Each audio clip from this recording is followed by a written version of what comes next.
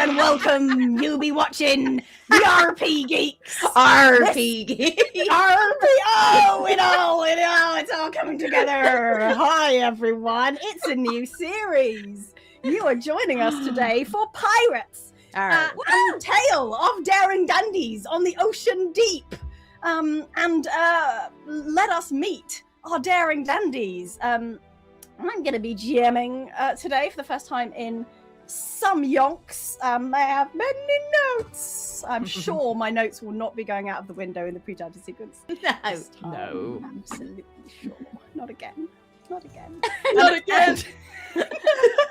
I will hand over to the lovely Emily Bates to introduce herself. Oh, and my pronouns are she, her. That was a key part of the introduction. We're not doing characters yet, right? Not doing characters yet. Hello, I'm Emily. I use she, her pronouns too. I'm one of the RPGeeks. I'm here.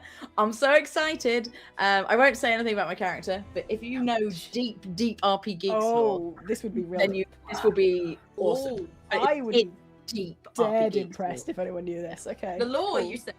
The lore. The lore is deep. Fiona. Hello everyone, my name's Fiona. I always look like this. Don't mention it.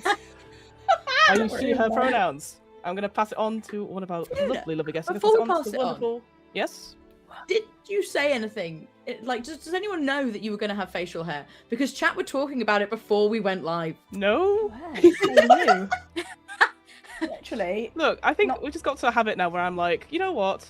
Let's just do facial hair and see how It's gonna far be I get. something. Let's just see. Good. And you know what? It's going to fall off at some point. I don't know when. It's gonna sweat off. It's going to sweat off. That's okay. I'm going to pass over to our wonderful guest, Grace. Go for it. Woohoo! Hey, I'm Grace. I use they, them pronouns. I am guesting.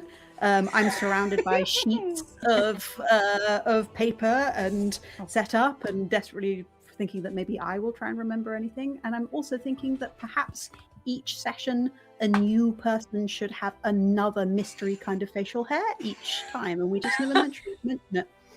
Yeah. Should Pitch, it have to be what do we think? that one? I love It it. doesn't look comfy. I'm gonna say that. I don't know if I want that. Oh, fine. Okay, well, motion not passed. I guess I'm passing on to I'll do it, Grace. I'll do it. I'll get you a mustache. Oh, this was I what don't was want it? it. I don't want it. Goatee.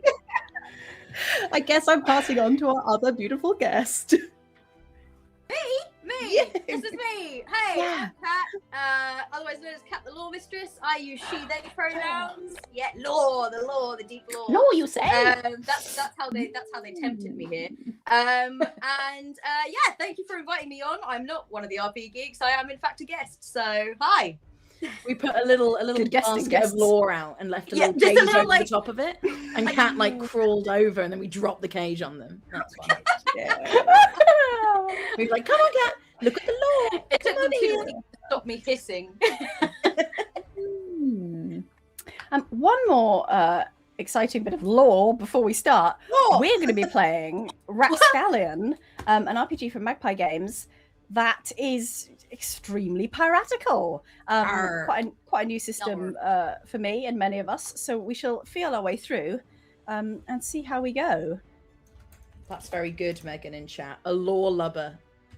Lore lubber. Lore That lubber. is good. Very good. Lore Very, right. very accurate I description. feel like we're all lore lovers here. I feel like that is all of us uniting in the RPGeeks as lore lovers.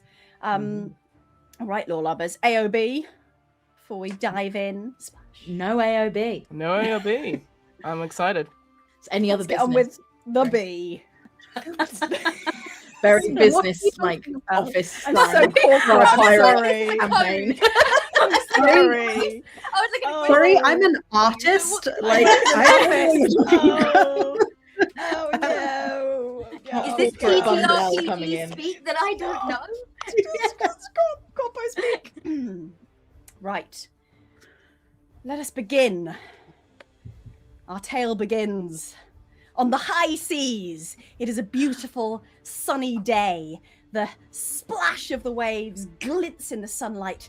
There is a fine, brisk breeze. It is a beautiful, beautiful day, but not for the ship that you guys are currently pirating. You're pirating good, you're pirating hard. You have caught up with them you have slung across. What are those things that you sling across? Grappling hooks. Grappling hooks. Thank you. Yes. This is going great. I was going to say ropes. Ropes, grappling hooks, everything. And you are boarding. This looks to be a merchant vessel with probably some good booty to plunder. I would like. It's not naughty. It's what the pirates said. I've plundered before, and I'll plunder again. Laugh at it. It's serious pirating terminology that I've looked up. So, in the midst of this pitched battle, the airship are defending themselves. Cannons have been fired, although not anymore because you're right up next to each other. Cutlasses have been drawn. There are shouts. There are people everywhere. I would like to know what each one of you are doing to contribute to the piracy on this fine day. And we will start, I think, with the captain themselves taking the lead. Could be anyone on this. Could be anyone. It could, ladies and friends, but it is I. Hello. Yes, out onto the deck steps what could only be described as a man that you've always had a crush on. A fine individual who has a long, gorgeous cloak where as soon as you set eyes on it, women want to be with him, men want to be him, and everyone in between wants to get stylish tips from him. Montague steps forward, his hair radiating in the sun, his own sword out. He goes, gentle friends of this fine vessel, it is a pleasure for you to be raided by us. Please set an orderly line of all your things, and there may be time for autographs later. Chop chop, we don't have all day. Ha ha! This voice rings out across the screams, and it doesn't necessarily have the full impact as there is quite a lot of battle going on. Grace, where are you during all this?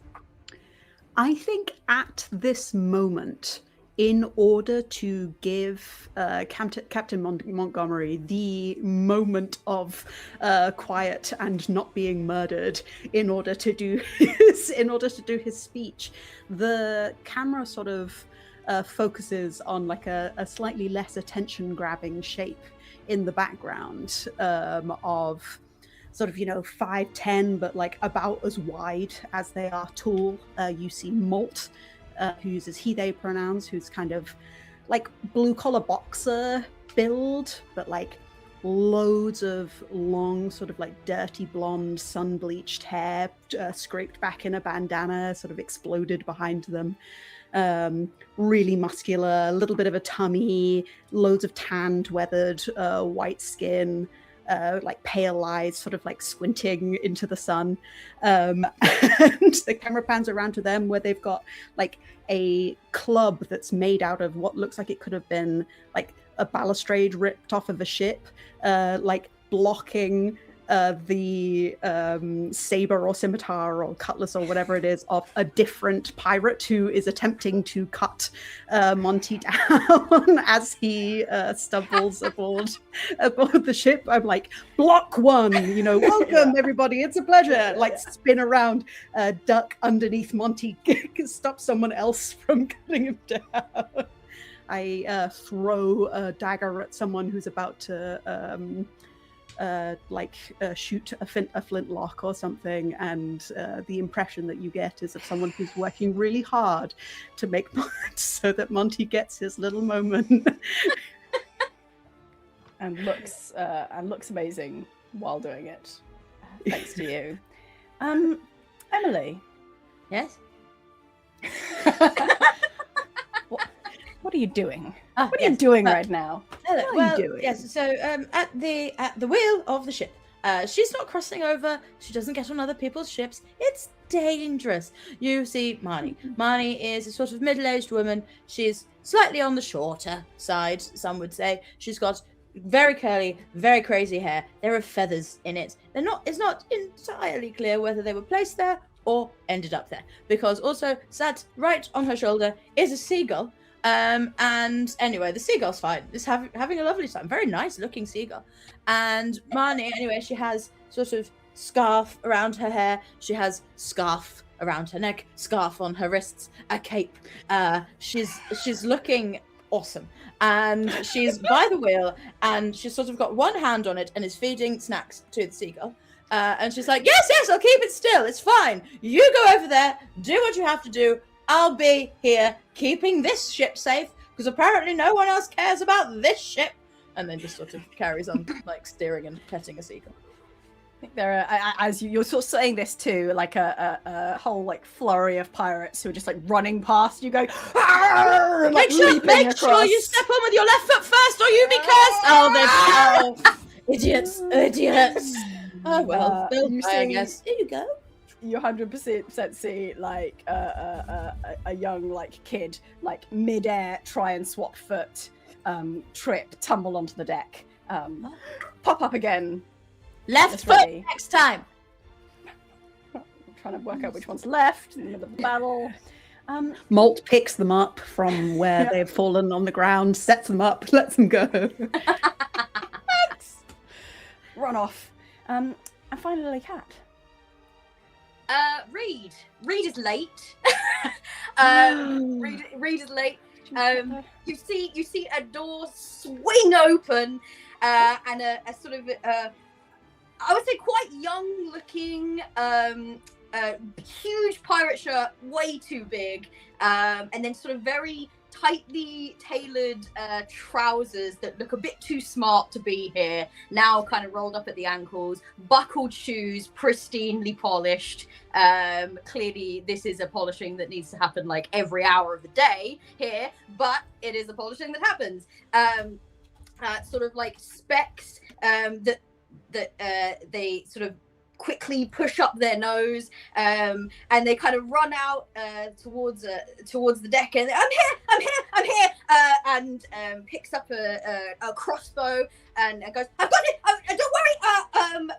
Probably sort of stations themselves quite close to Marnie, definitely not boarding the other ship, very, very far away from the action, starts to crank and goes, hold on.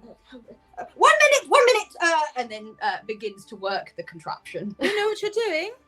Yes, I've got it. I'm loading it now. Okay, do I need to send Penny to help you? Penny, do you want to go? And you'll see a seagull come and sort of sit next to you. Hello, much appreciated. Bloody thing. It's quite a large bird that has just arrived very, very close to you. Don't shoot it! Thick beak.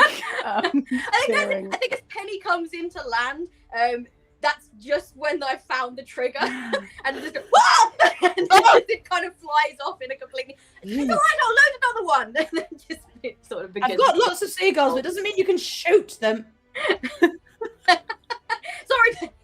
Sorry, Sebastian, you go help. Another one flies out. Sebastian swoops over to some sort of screams from the other ship as an unexpected low-lying seagull joins the fray. And as you are, Captain Shoot, your crew are, absolutely perfect. They are displaying the finest traits of piracy.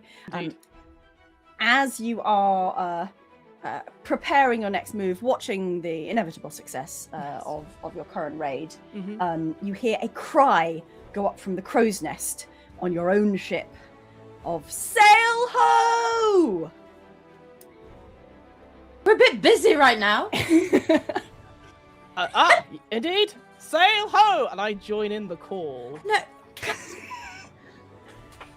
you want me to turn this around? You're on another boat.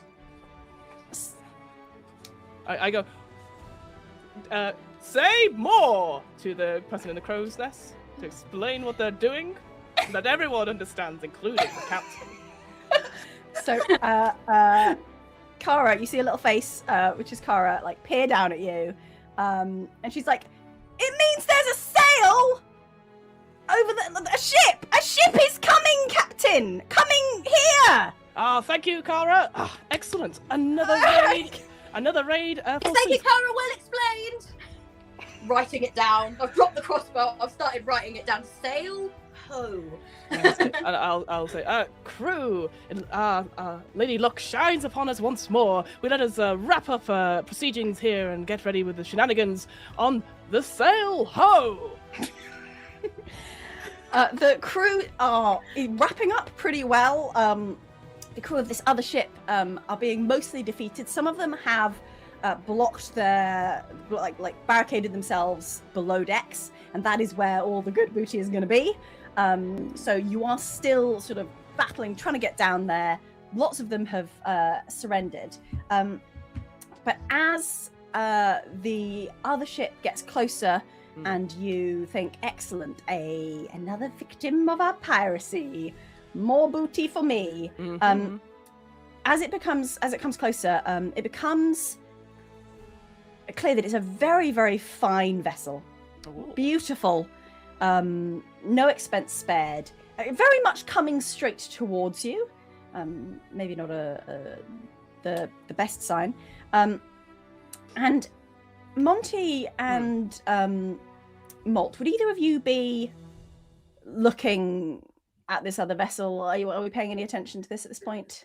I think so. Yeah, I feel So- like Malt's instinct is trying to work out what the advice that he should be giving to the captain is at this moment, of whether this is someone that we can sort of bait in and double the booty, as it were, or whether we should really be cutting lines and getting a shift on. And I wish to see if this is somebody that's joining our team and kind of our escapades, and we're going to become, instead of one ship, it's two. You know, Yeah. collaboration is important on the high seas. You definitely get the impression of wealth. It is decked out for battle. It is not a warship. It is not a navy ship whose purpose is merely to fight. It is show-offy. Is in fact your ship. Maybe now's the time to describe, in fact, the vessel that you have come from. Indeed. Let us get our notes up. We have an incredible ship, an ornate, gorgeous ship that is formerly known as the Scrimshaw Princess. Working title, obviously, we're trying to get it all going. Thing to note if there was a pirate B&B is that it has incredible thread count for all of its four-poster beds. And it just looks incredibly fancy. One thing I do wish to know, Fate Weaver, the ship that's coming towards us, this amazing, also ornate thing. Yes. Is it bigger than our ship? It's bigger than your ship. They're compensating. It's fine.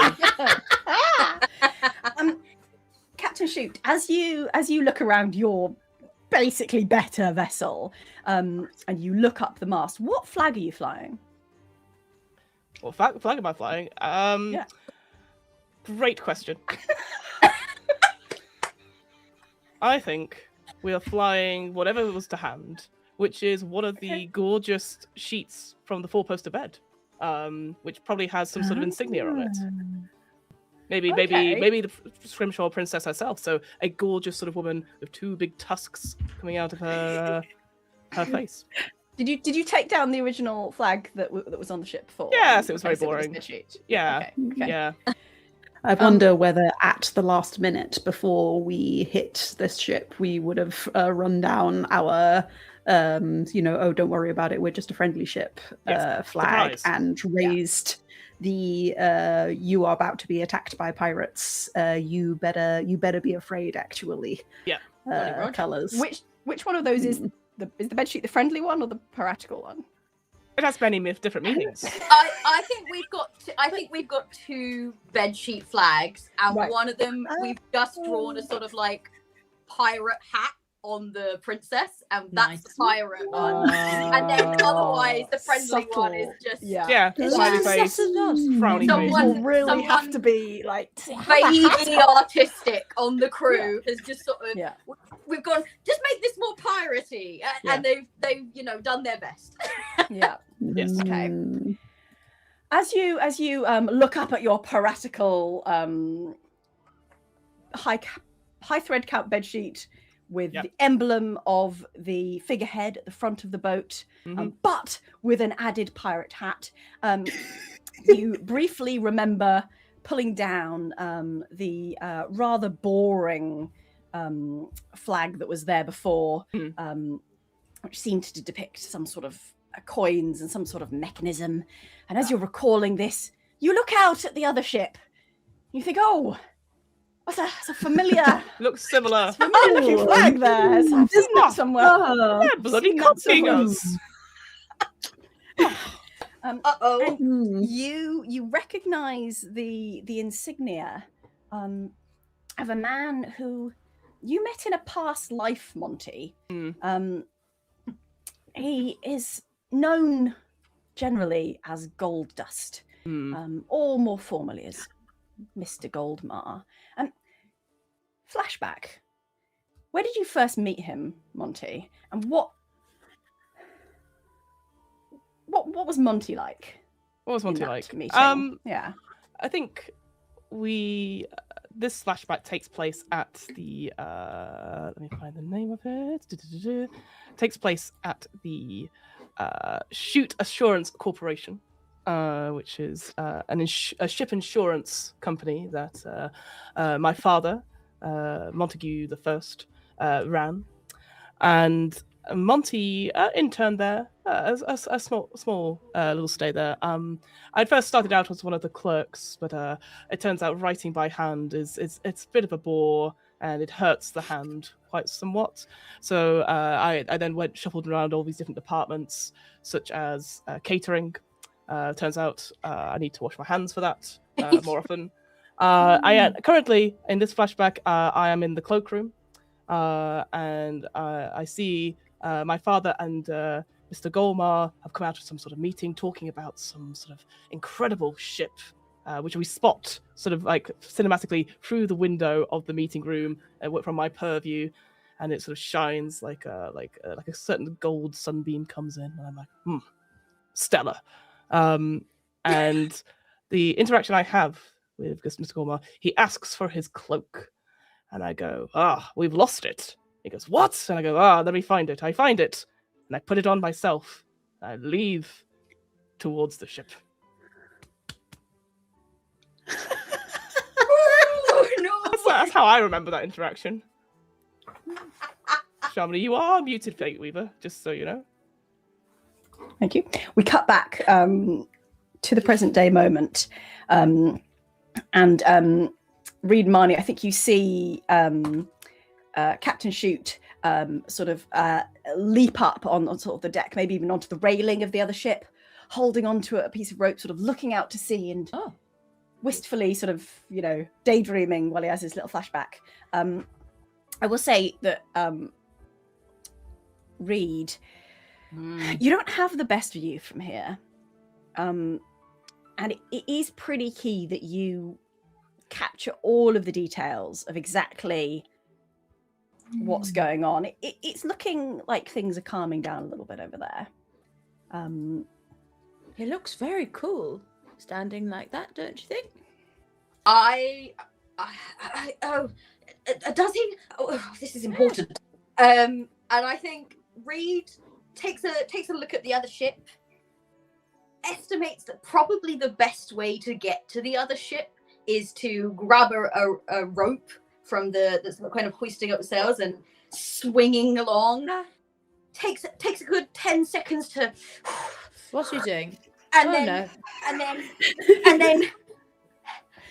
Not on your bloody life. Are you And sure this is gets gonna- down and begins to slowly climb down the ladder. Oh, I think that's dangerous too. Okay. Don't stop me now, Marnie. I'm boarding the ship. I'm not stopping you. I'm just saying be careful. Left foot first. Left foot first. Left foot. Oh, I better write that down. No, don't write while you're climbing a ladder. But don't write while. Don't write that. Read. You're going to die. Oh, I don't know you well enough for this. You should know by now. I write everything. Reed disappears into the sort of gap between the two ships, ready to Right. try and climb down one ladder and then get across the other one and climb up the other one. Molt, What are you advising in this moment? Yeah, I think I am. There's sort of a moment where you see like Malt looking out determinedly across the horizon, and then the camera follows their eyes looking back to the sort of the door that leads down into the hull of the ship, where all of the best things that we have not yet got are. And I step back towards the captain, and what do you think, Captain? Well, I suspect that our friend, Mr.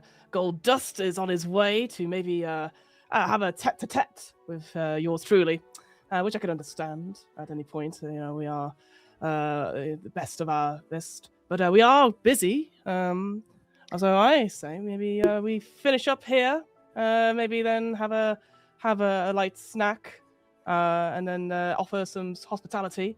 And then see what he has to offer. Naturally, as the best pirates here, he can only agree to our terms. That's why he's coming to us. I hear what you're saying, Captain. It is my concern that we have stolen one of his ships, and perhaps he will not be prioritizing parley at this time. Indeed. One says steal, I say borrow with insurance. Look, I maybe in this account, maybe he, can you see if he's on ship? Maybe we could tell from some sort of facial features how he intends to tete-a-tete to go. I think his facial features, from what I can see at the moment, sort of look like this.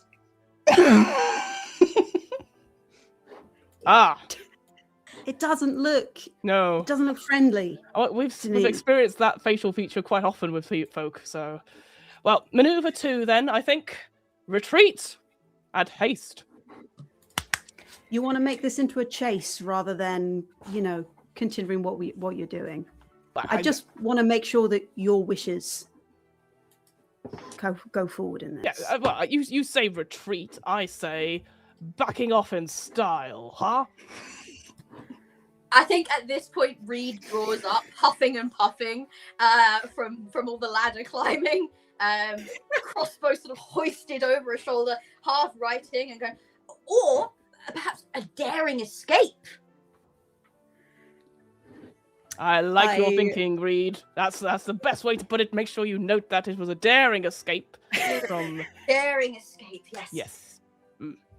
I think I sort of lean back at this turn to the crew and holler, crew, time to make a daring escape! You know the drill. Cut lines! The crew leap into action immediately. Everyone, there's nothing good to take. Maybe someone grabs a cutlass or a stray banana and leaps back on board. There's no good booty. And Reed, meanwhile, is like, well, we're going back. Oh, give me a moment.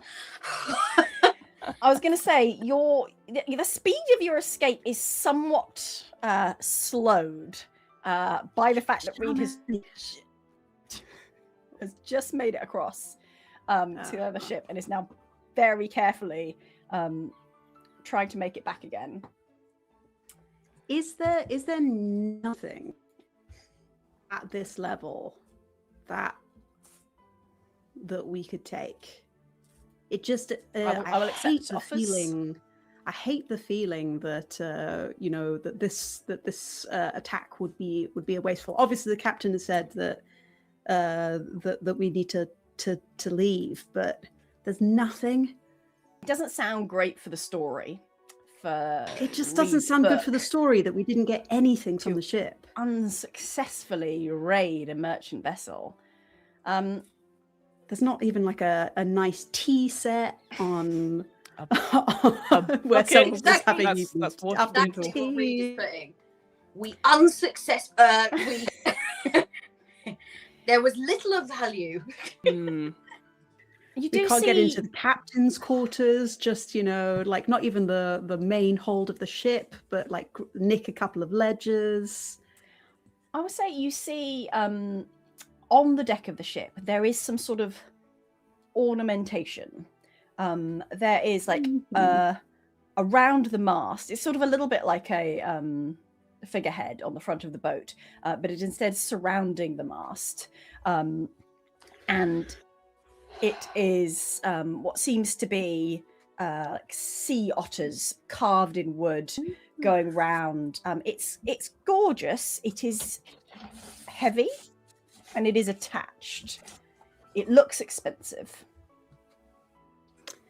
If one hypothetically could bust through obstacles, do you think that one might hypothetically be able to breach such a thing fairly quickly and efficiently and save us a little bit of face as we bid our...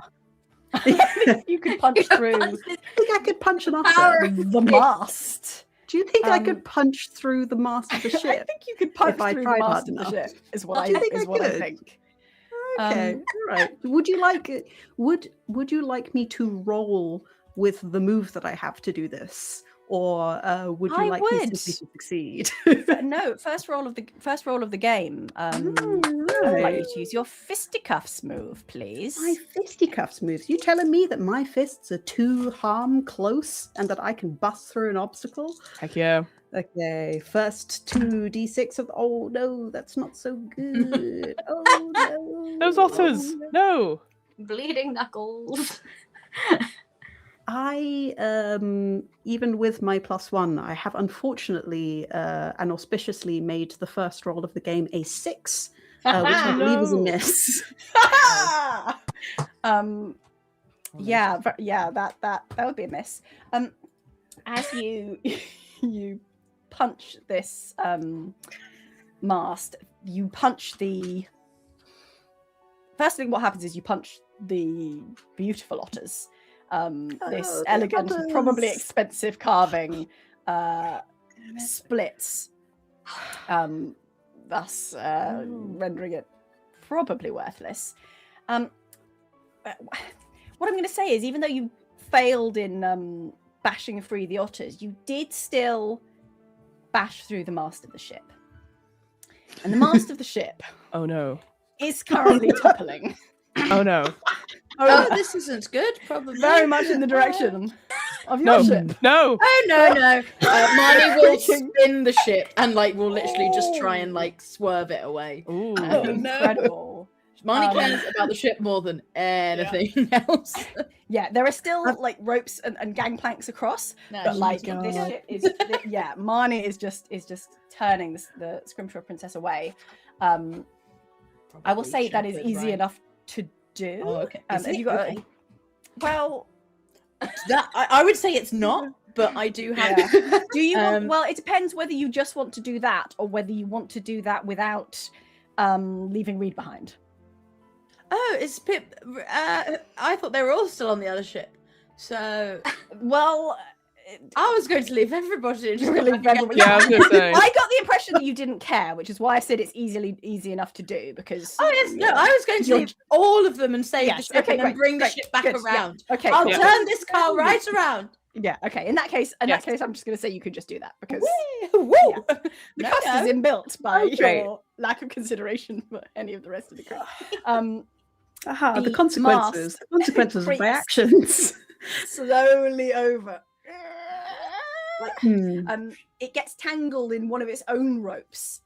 Just as Marnie slowly moves the Scrimshaw Princess away, and it comes crashing down, splashing into the ocean. That's no Um, that's it. Okay, right. Bring it I, back around. I thought making a more solid bridge between the two ships might make beating a hasty retreat a bit easier. Malt, Sorry. incredible idea. Didn't work this time, but you know what? I like forward, out the box thinking. Apologies, Reed Captain. hanging onto the onto this rope ladder, this massive crash as the mast comes down. I think probably you are just soaked by a massive wave from the mast. Oh no. Just about managed to hold on And everyone back up on deck. You see the other ship still heading straight for you. They are within. Marnie, where are you? What are you doing? Actually, I'm what are you just doing? driving the ship back round. I'm doing a little turn. Do you care about? A circle. I'll come back alongside, pick everybody up because I don't leave people. Do you care about where the other ship is right now? No, it looks like it looks like the ship that I'm on, and I know nothing about where this ship came from. So they're probably a friend. Good. That's what I said. The other ship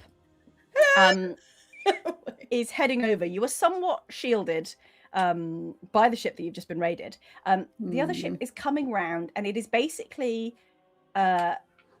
curving slightly so that it's getting more onto your broadside, the long side of your ship, such that if it were to fire cannons at you, there'd be more to hit.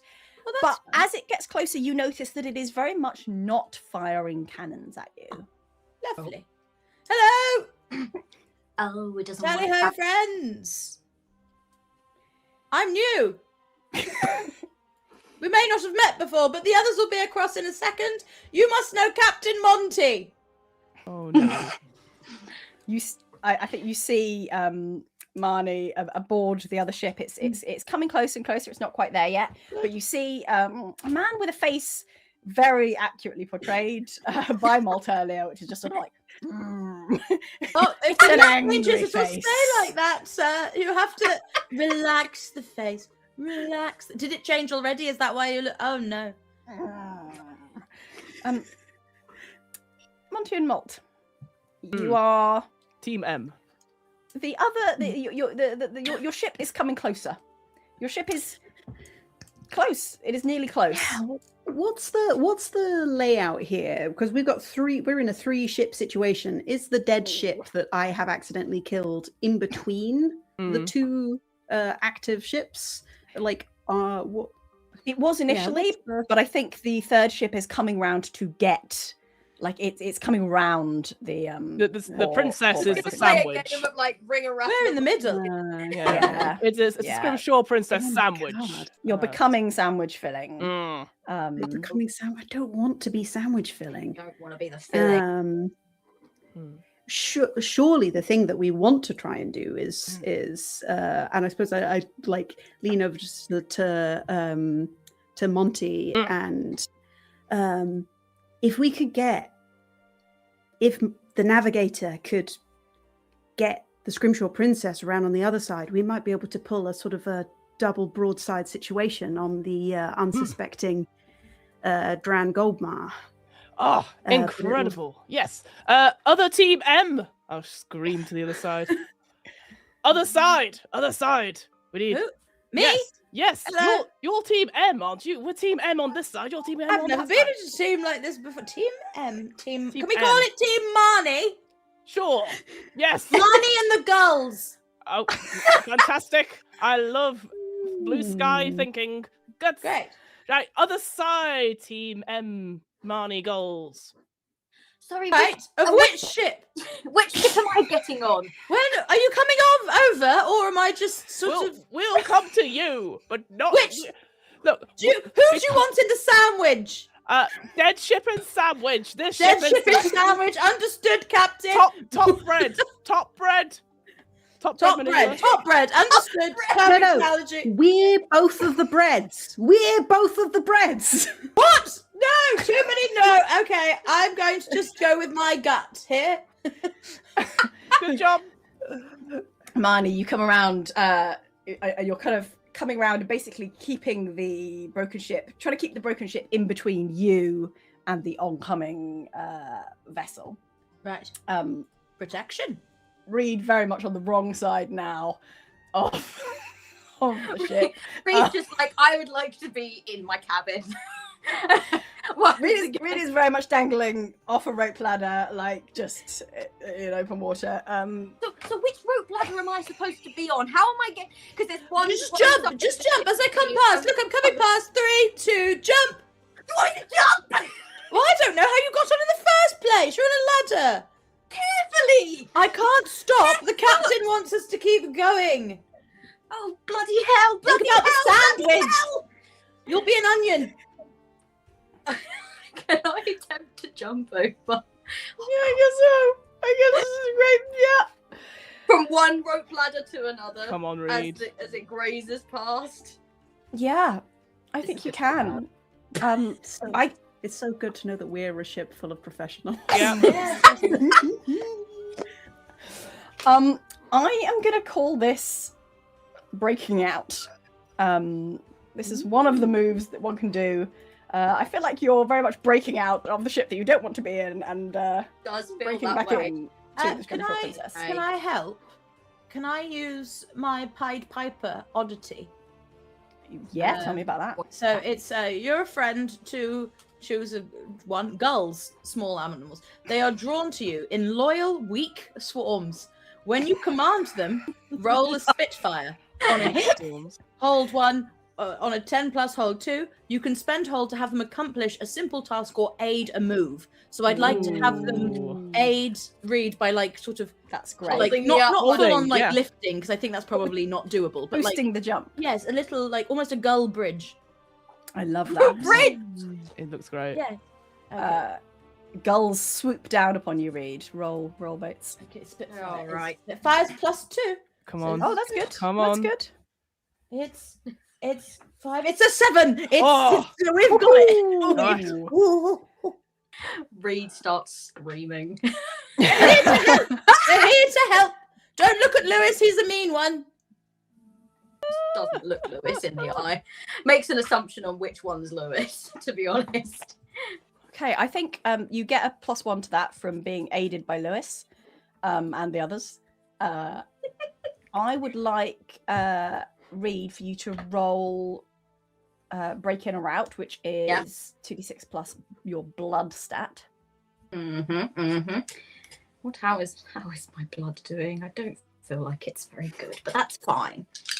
Oh, it's a 0. That's okay. But you get +1 now.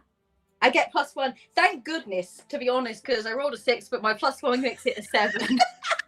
The seagulls saved the day. Good to see Well, where the it's dice rolls are going. So I think I get to choose one of these things, bad things to happen to me, or something to happen to me, and then because it's a 7, Sharmini, you choose one as well. Lovely. What would so we've got a few options for our complication. Rolling a 7 to 9 in this game is a success in what you're doing, but there's always something more to it, a cost to be paid, a problem that comes along with it. In this case, 2, in fact. What are you thinking? I'm thinking that I either suffer harm or mark a trouble, and I say that in the seagull frenzy, I don't think Reed was expecting the seagulls to descend upon. Reed is very careful and hyping themselves up to do things constantly. And I think that just as they sort of made that jump and then these seagulls sort of swooped into aid, I think a little bit of panicking ensued, and maybe I've injured myself in some way, some kind of seagull scratching. I got into the stare zone of Lewis, or I sort of thumped myself against the hull of the bridge. I did tell you. Okay. I'm going to choose one of these as well, which is you bring something nasty with you, but it doesn't come from where you are right now. So what's happening is Marnie is carefully steering the ship round this merchant vessel as you're coming round, being kind of chased by Gold Dust on his very fancy fine ship. And as you are doing this sort of maneuvering to get round to sort of get into a better position, Marnie, and as you are, like, you've got some of your focus on Reed, who's coming sort of leaping dramatically there. You're trying to get in a good position for Reed. You're trying to get round, get your captain and your first mate back, and the rest of the crew. Quite a lot of the rest of the crew are still over there. As you're doing that, Gold Dust's ship comes closer, and you hear a thump. And I think just out of the corner of your eye, you see someone disappearing. Basically, someone who has leapt or swung over from Goldust's ship just when you were in the right angle. They've leapt across. You didn't get a good look at who. And you catch sight of them disappearing below deck. Excuse me! Stamps on the floor. You're not meant to be down there! Well, I can't go anywhere. I'm steering the ship, so I'll tell the others in a minute. Captain! Just You are climbing up. Yeah. The ship, Marnie, you are navigating the ship round. Goldust is once again not firing cannons, but he is chasing you round. Stop it! Captain and First Mate, what are you doing? Admiring this briefly, but then, yes, letting Malt talk. I'm wondering whether the thing that I was thinking about was whether we could use both of the ships we could use the cannons on this ship and the cannons on our ship to double shooto, do a twice as shoot, two shoot, two furious. Two shoot, two furious Two maneuvers. shoot, two furious. Oh, yes, of course. Shoot spelled SCHUT. Thank you. I was going to say. Yes. But yes. That sounds like That's a good shoot what will maneuver. be called. Mm-hmm. Indeed. That sounds marvelous, Malt. It does sound marvellous. Yes. Oh, sorry. I say all of that, obviously. You're thinking out loud. I like it when you think out loud. You need to use your outside voice more, Malt. That's what I... yes. Sorry, Captain. No.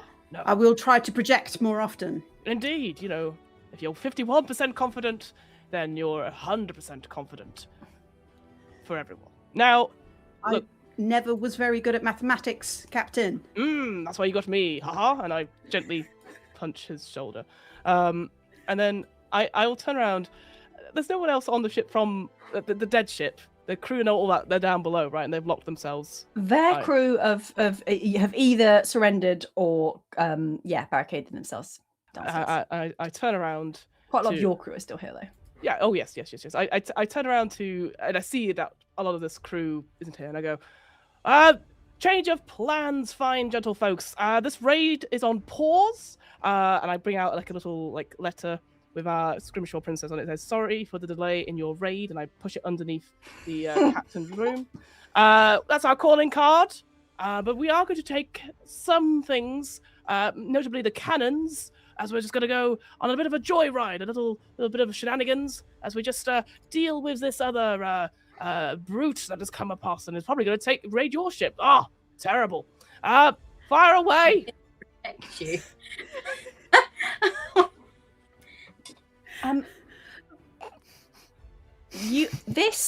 Yes.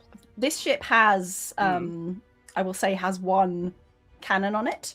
Super. A lot of your crew are going to need to get back to the other ship to where your cannons are, because they were here. I indicate for them to go to our ship. That's where we need them. Great. Yep. Me and Malt will stay here with the one cannon. Okay, probably doesn't need both of you to fire it. You could probably. Oh, no! I am not firing it. No, you're not. Sorry. Yes. Yeah. I'm just next to it. Overseeing. That Yes, was overseeing. Johnny Dominic. Yeah. Okay. Sorry. Yeah. Sorry, Captain. It's quite alright. Okay. Your crew, led by Master Gunner Elias, leap back as the Scrimshaw Princess is steered round and start preparing the cannons. Pip the Powder Monkey runs underneath and comes back with some gunpowder. They do all the cannony things, what they get up with the cannonballs and put it in the gunpowder. And the cannon that you are firing, I think there are some rolls for this. Let me just check the rules for rolling. Is the cannon on? Is the cannon on the deck where we are, or is it below where everyone's barricaded themselves in? Let's say it's on the deck. Oh, that's convenient. It is convenient, and I had forgotten that they might not be on the deck. Actually, that sometimes they come out of little holes. I've pressed some sort of lever and it's just come up in the middle. I'm like, that's where I'd put it. Yes. Very well equipped, Captain. It's always a thought. We thought we might change that for the scrimshaw, but for now it's fine. Port or starboard? Where's it looking, Fate Weaver? How does it look like we're best to line ourselves up for a Port. double broadside? Opposite. Probably. Which one's port, Shamini? That one. Mm-hmm. Over there. Port out. that starboard, one. hope. It's that one. I one go, there. okay, Capital. I go, not starboard, and I swing it round to port, which is the left side of the ship. Helpful. Right. I would like you guys to roll for getting into a scrap to begin your cannon battle. So represent both your effectiveness on this ship and also the crew on the Scrimshaw Princess, and how we're doing in this. The other ship's very close to you, and they have not yet been firing back. So Bonnie will go. I don't think they're firing at us, by the way. Fire! So maybe in that. Okay. Also, someone's on our ship. So Oh! What? someone is on our ship. Yes, you. Not Reed or me. Another from the big ship. She's doing it all with very over the top hand Semaphore. gestures. Yeah. Someone jumped on our boat. Perhaps we deal with one problem at a time, Navigator. Sure. Yes, fine. Wait, did you see where they went? Yes, downstairs, Reed. Why don't you go sort it out? You might have to Me? kill them. Yes, you might have to kill them. They're all on the other ship. Reed wanted to know so Reed would know where to stay away from. Yes, you go sort it out, Reed. That's a good idea. Good plan. And I think Reed just swings round and aims the crossbow not the at crossbow. where the downstairs area is. It's not shooting anything. I'm just readying the crossbow if someone that I don't know pops up.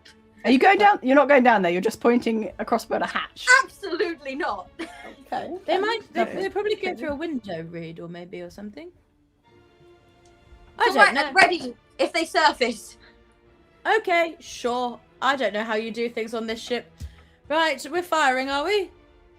Will you be making a scrap, getting into a scrap roll, Captain? I have already. I've Will already you, done Fiona, it. be making? I've already done it, and I can tell How'd it you, go? we got a 7. It is. We love a 7 tonight, don't we? We do. Yeah. Try to wonder if there's. Is there any way that we can help? Seeing as we're sort of almost group actioning the situation. I think you are. One person is representing the whole ship and crew's action at this time, so I don't think it adds up just because there's more people doing it. Because it takes that many people to do it in the first place. To staff the cannons. I was gonna say man the cannons, and I've swapped out with staff the cannons, and I'm like, that's that. Do we staff? Yeah. Staff the cannons. Staff. Yes. It's when you put a really long stick inside it. Yeah. Yeah. A gender neutral stick. Yes. Yeah. Staff the cannons. Staff. You got a 7 there. Excellent. So, your cannons absolutely successfully fly over and blast into Goldust's ship. Mm-hmm.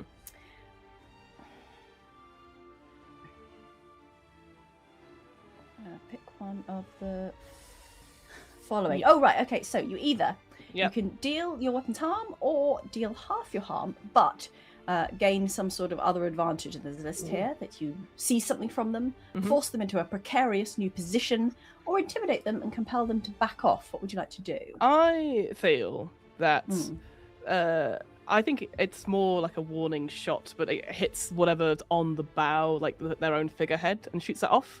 So I feel it's intimidating. Oh, So that is intimidating. I'm like, next one will be right at your head.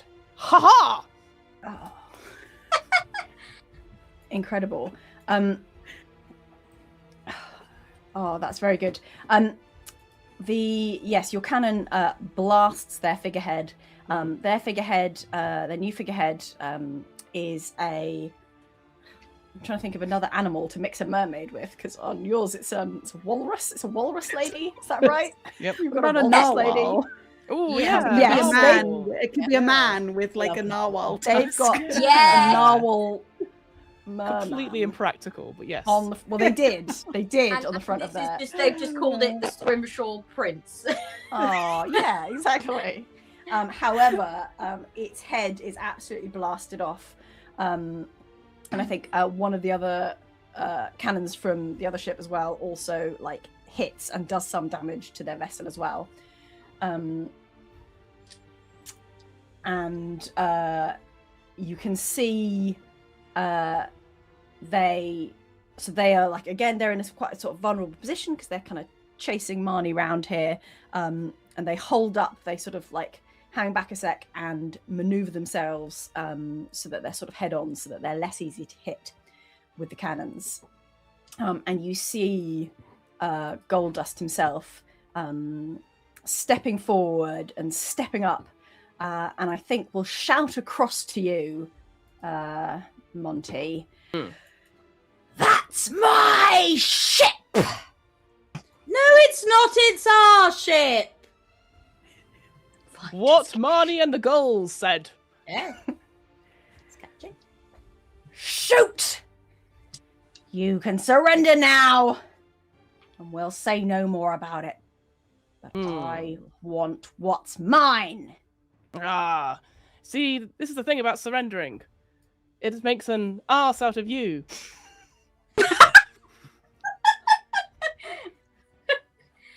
I'm still workshopping that. Renders you useless. Yes, yes, exactly. Now we could have this tete-a-tete here, or I could let you leave with this compensation boat or whatever you have, and we'll say no more about it. Ah. I don't want to damage my own property.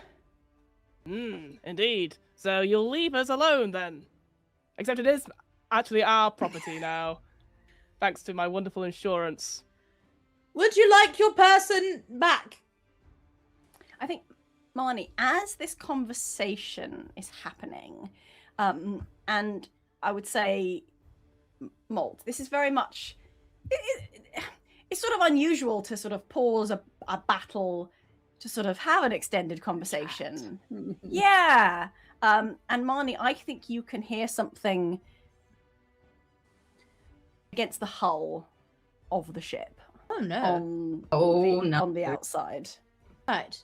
Reed, could you just hold on to the wheel for a second? Can I just do what? Sorry. Just hold on to the wheel. It's going. It's fine. Just keep it in this position. Hold one hand here, one hand here. Very good. Just forget the crossbow. Forget the crossbow. It's fine. Don't shoot the ship. Person down there. Yes, I'm going to sort out the person, seeing as you won't. I had it under control, and I think, but very quickly reholsters the crossbow and clings to this to the wheel as best they can. Okay, just hold it steady. Hold her steady. Good, good, good. And I'll go, and I'll just sort of open the door. The hatch was never closed to the below decks. The person just disappeared into it and then had a crossbow pointed at it for a while. I'll go to where I heard the noise. Okay. The conversation above deck is sort of continuing. That's boring.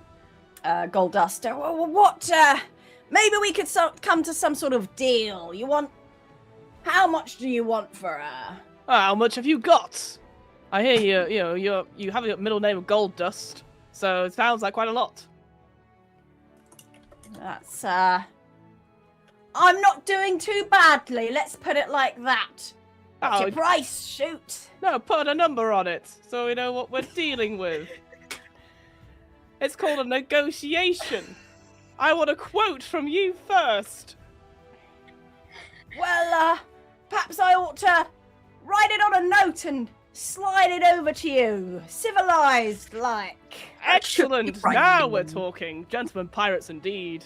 Yeah, I'll go to where he's gonna slide across the piece of paper. Okay. Oh, Which ship are people on? I'd put a hand out and go like, Captain, perhaps it's best if I get it. Ah, yes. I'm sending the best man for the job. This will help. Whatever your name is. Yeah, you know. Bolt. I think Goldust sort of nods, gets the impression that the crew are no longer firing. You're no longer giving orders to fire, and Goldust brings his ship closer and closer. Marnie, while this conversation has been happening and they're sort of getting closer, which is difficult because Reed is not helping because Reed doesn't know how to steer a ship. It'll be fun. Yeah. Reed's doing that thing that sometimes happens when you're first learning to drive, where wherever you look, you start to slightly drift. And so I'm just looking with absolute terror at this ship and just ever so slightly drifting towards it because I just can't take my eyes off it. Marnie, you go down below decks, and I think you hear the sound again, hear some sort of scraping, some sort of moving. I pull my knives out. You head towards the captain's quarters. Yeah. The door is open, unusually, and you can pretty much hear that there is someone in here. Bless you. Thank you. As you go in, it is opulent. It is gorgeous. I don't think you'd have ever had any reason to be in here before. I mean, there are a lot of four-poster beds on the ship, unusually. But this one, this one is the biggest. It's got everything's very gold themed. Haven't had a chance to sort of change the interior aesthetic. Wow, you've got golden. heavy drapes around the bed. You've got probably a tiger skin rug on the floor. You've got a sort of a stuffed eagle on one Oh, poor thing. side. And you can see a walk-in closet filled with what look like mostly Monty's very, very fine coats, suits, outfits. The back of the closet, as you sort of walk past, has another pair of doors at the back here, which have slid apart. There is glass all over the floor, and there is a big frame on the wall that looks empty. And on the other side of the cabin, halfway out a window, Yes. is a bum. And some Excuse legs. you. And some feet. I'll grab the feet and pull. The Winnie the Pooh-esque sort of Yeah. like. Yeah. You grab and yoink, and a relatively scrawny figure in quite a smart yellow shirt comes tumbling in. They are holding in one hand a scroll case, like a big dark leather case, emblazoned with a symbol in like a gold compass symbol, and in the other hand, I think they will pull out their cutlass. No, I'll kick their hand as I pull them through and try and knock the cutlass out. Okay, lovely. It sounds like Marnie is very much getting into a one-on-one scrap Oh, Yeah. come on, Marnie. with this It's not random a person strong suit. in the captain's cabin. Is there? Well, if it's you can do this in a few different ways. You can have a sort of very noble, straight-on like, No, "Haha, no, I'm going to fight you." You could try and No, be as I sneaky pull with it. him, I want to Yeah. kick his hand so before he has time to do anything and to take his cutlass. Is that by any chance a clever trick, perhaps? Yeah, I don't know. that's what I'm also wondering. I'm trying to get him on the floor and then either kick or put my foot on his hand so he can't have his sword. What do you do in this moment to basically like distract him a bit while you're going for the sword kicking maneuver. What what weird thing does Marnie add to this fight? It could be fucking anything, couldn't What it? a Marnie- I think One of Marnie's as strange predictions. what? Okay. Well, as you pull him through, she'll go, "A yellow shirt! Oh no, moldy bananas! You'll die!" and kicks his foot. Nice. Nice. Yes. Lovely. Okay, I want you to roll for me and add your vinegar score, please. Vinegar. That's better. That's a plus number. Oh, and it's a 10.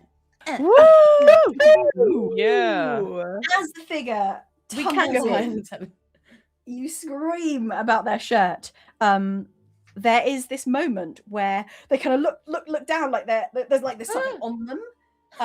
And as they're doing that and they're reaching for their cutlass, are you stamping on their I'll hand just before grab they it. even... Well, I'll just grab the cutlass Grabbing it. then if they're that distracted. I'll have it. Thank you. Yeah, as they sort of get momentarily distracted, they're sort of like tumbling. They land on the floor, go for their cutlass, and it's no no. longer there. They look up Hello. into the blade. My name's Marnie. Who are you? I'm going to call you Banana. My name is not Banana. Well, that's your name to me. So, No, it's Banana. Banana? Shh, Banana. Banana, I'm talking. Shush. So, what's this? And did you take it? Or did you take the cutlass? What have you taken? You can talk now if you'd like to talk. Yeah. Look, I am a loyal sailor for my Ah. boss. So if I could just get back to my ship and Man, but you just give me the thing you've taken. well, you've already got it. The cutlass? Yeah. No, I don't believe you. Give me the other thing too. I think it looks No, fun. I want It looks that like one. a map. Come on, I love a map. No, I want that one. No, I want that. Do you know what's really fun, Banana? Is I'm the navigator and I'm meant to be steering this ship, and I've just let a random person do it. So actually, you're in more danger just with me here chatting. Just the longer this conversation goes on, Banana, the more likely we sink to the bottom of Davy Jones's locker. And Banana, some people say that I'm cursed, and that would be naughty, wouldn't it? And she'll just lift her scarf up just so he can see something on her wrist, and then put it back down and go, "Oh, so maybe you drop that there and you just fuck off." For added effect, can I also say that at that moment, Reed realizes that she's been drifting and tries to correct something, and the whole ship shakes a little bit. Yeah. See what happens? I love that. Learn a driver's very dangerous on the sea. This guy's eyes go absolutely wild. And he drops the case and goes, "Oops! Oh, Oops, you dropped it from my Oh, fingers." well, you better crawl out that window quickly. I don't know if your ship's still there. We could have gone any direction. Anyway, thank you for this. Fuck off. Okay, thank you. Bye-bye. Oh no, I nearly. Give him a little pat on the bum as he with the cutlass as he climbs out the Yeah. window. I think he climbs out the window, and I think at this point probably just jumps. He was going to wait for like them to like throw a rope or come get him, and there's going to be some sort of like exchange as Yeah. Goldust was keeping Monty talking. But I think he was like splash Poor Banana. into Bye, the sea. Banana. Okay, right. I'll go back up. I'll sort of totter back up. Reed, would you like me to take over now? Yes, please. Okay, you should probably look at this. It's probably a map or something fun. He was trying to steal it. I think every moment of this whole thing, Reed has just sounded nothing but panic. But the moment you say a map, a map, and like just dives straight over and begins to straighten it out. Thoroughly distracted. Oh, maybe not from on the deck of the ship, Reed. Okay. I've got this. Don't worry. I know how to look after a Okay, map. but the seagulls might shit on it. I can't stop them. I tried to potty Well, train tell them, them but they not wouldn't. to. I think Pulls canvas.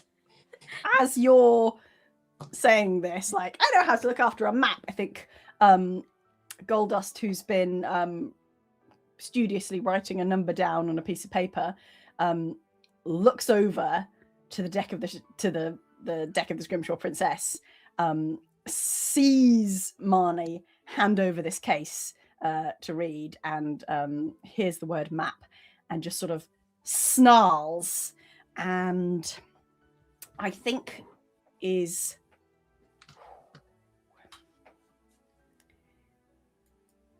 I think is going to fire the cannons at close range. I think he's going to completely give up Oh dear, time on to this go. negotiation.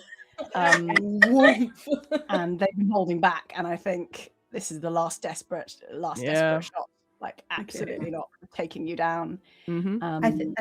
I think as I would have been walking closer, slowly, dramatically, kind of Bridge of Spies-esque, I would have been trying to work out whether, like, it seemed like he was wasting time, right? Like he was playing for time. Yeah. But I had no idea what was going on underneath the deck. But I think would have been sort of staring, trying to see whether, like, there were people below deck sort of waiting to try and take the ship, or, sort of. So I think would have been waiting to see, I'm not saying that I'm in bullet time, but like... No, I would say that, you was could about to see happen. that even though, like, his attention was just slightly split, and you could see people on the other ship whose eyes were not looking at you, but were looking down at something below, towards the rear of the princess. Yeah, I think you clocked what was going on and had time to clock what was going on. I think Just also at at this the last point, minute. Marnie will shout, "I think it's time to go, everybody. Maybe back here we go." And she'll start bringing the ship round again. Great. Gold Dust is shouting, "Fire!" Yeah, I think, can I sort of hopefully in the moment before shout for Gunner Elias to hopefully fire a battery before, like, they've had time. They've had time to while reload. all of this nattering has been happening. Yeah, I love that. I'm gonna say that this ends up relatively simultaneous in terms of the two ships firing on each other. But I did say that I was in bullet time. Didn't you hear? It's called malt time here in the Pirates world. Malt time. Yeah. Sorry, black powder time. Yeah. Black powder. Heck yeah, love that. Roll me another getting into a scrap for this whole volley, sort of on behalf of everyone. That's 2d6 plus blood, right? Yeah. Oh, that's a 10 on the dice plus 1. Yes. Dice roll, Incredible. baby. Heck yeah. Dang. Malt time. Malt. The Occasionally cannons of the Scrimshaw Princess thunder just as Goldust starts to yell fire, and you are close. You are close. You're not at the optimal angle. But you are close by, and these cannonballs smash through their cannons, knocking them completely aside. I don't think they have a chance to fire them, smashing into the wood deck, splinters flying everywhere, all like ripping through the sails and ropes, and I would say visually disabling them from following. They're not sinking, but they are not gonna be able to come after you. Nice. Captain, I think it might be time for us to make a cunning escape. A cunning escape indeed. Head on, and I'll turn to see where Gold Dust is, and I'm like, sorry we didn't come to any good arrangement, but I feel that maybe we'll meet again in some other life. Here, and I will, at this point, get another piece of paper out.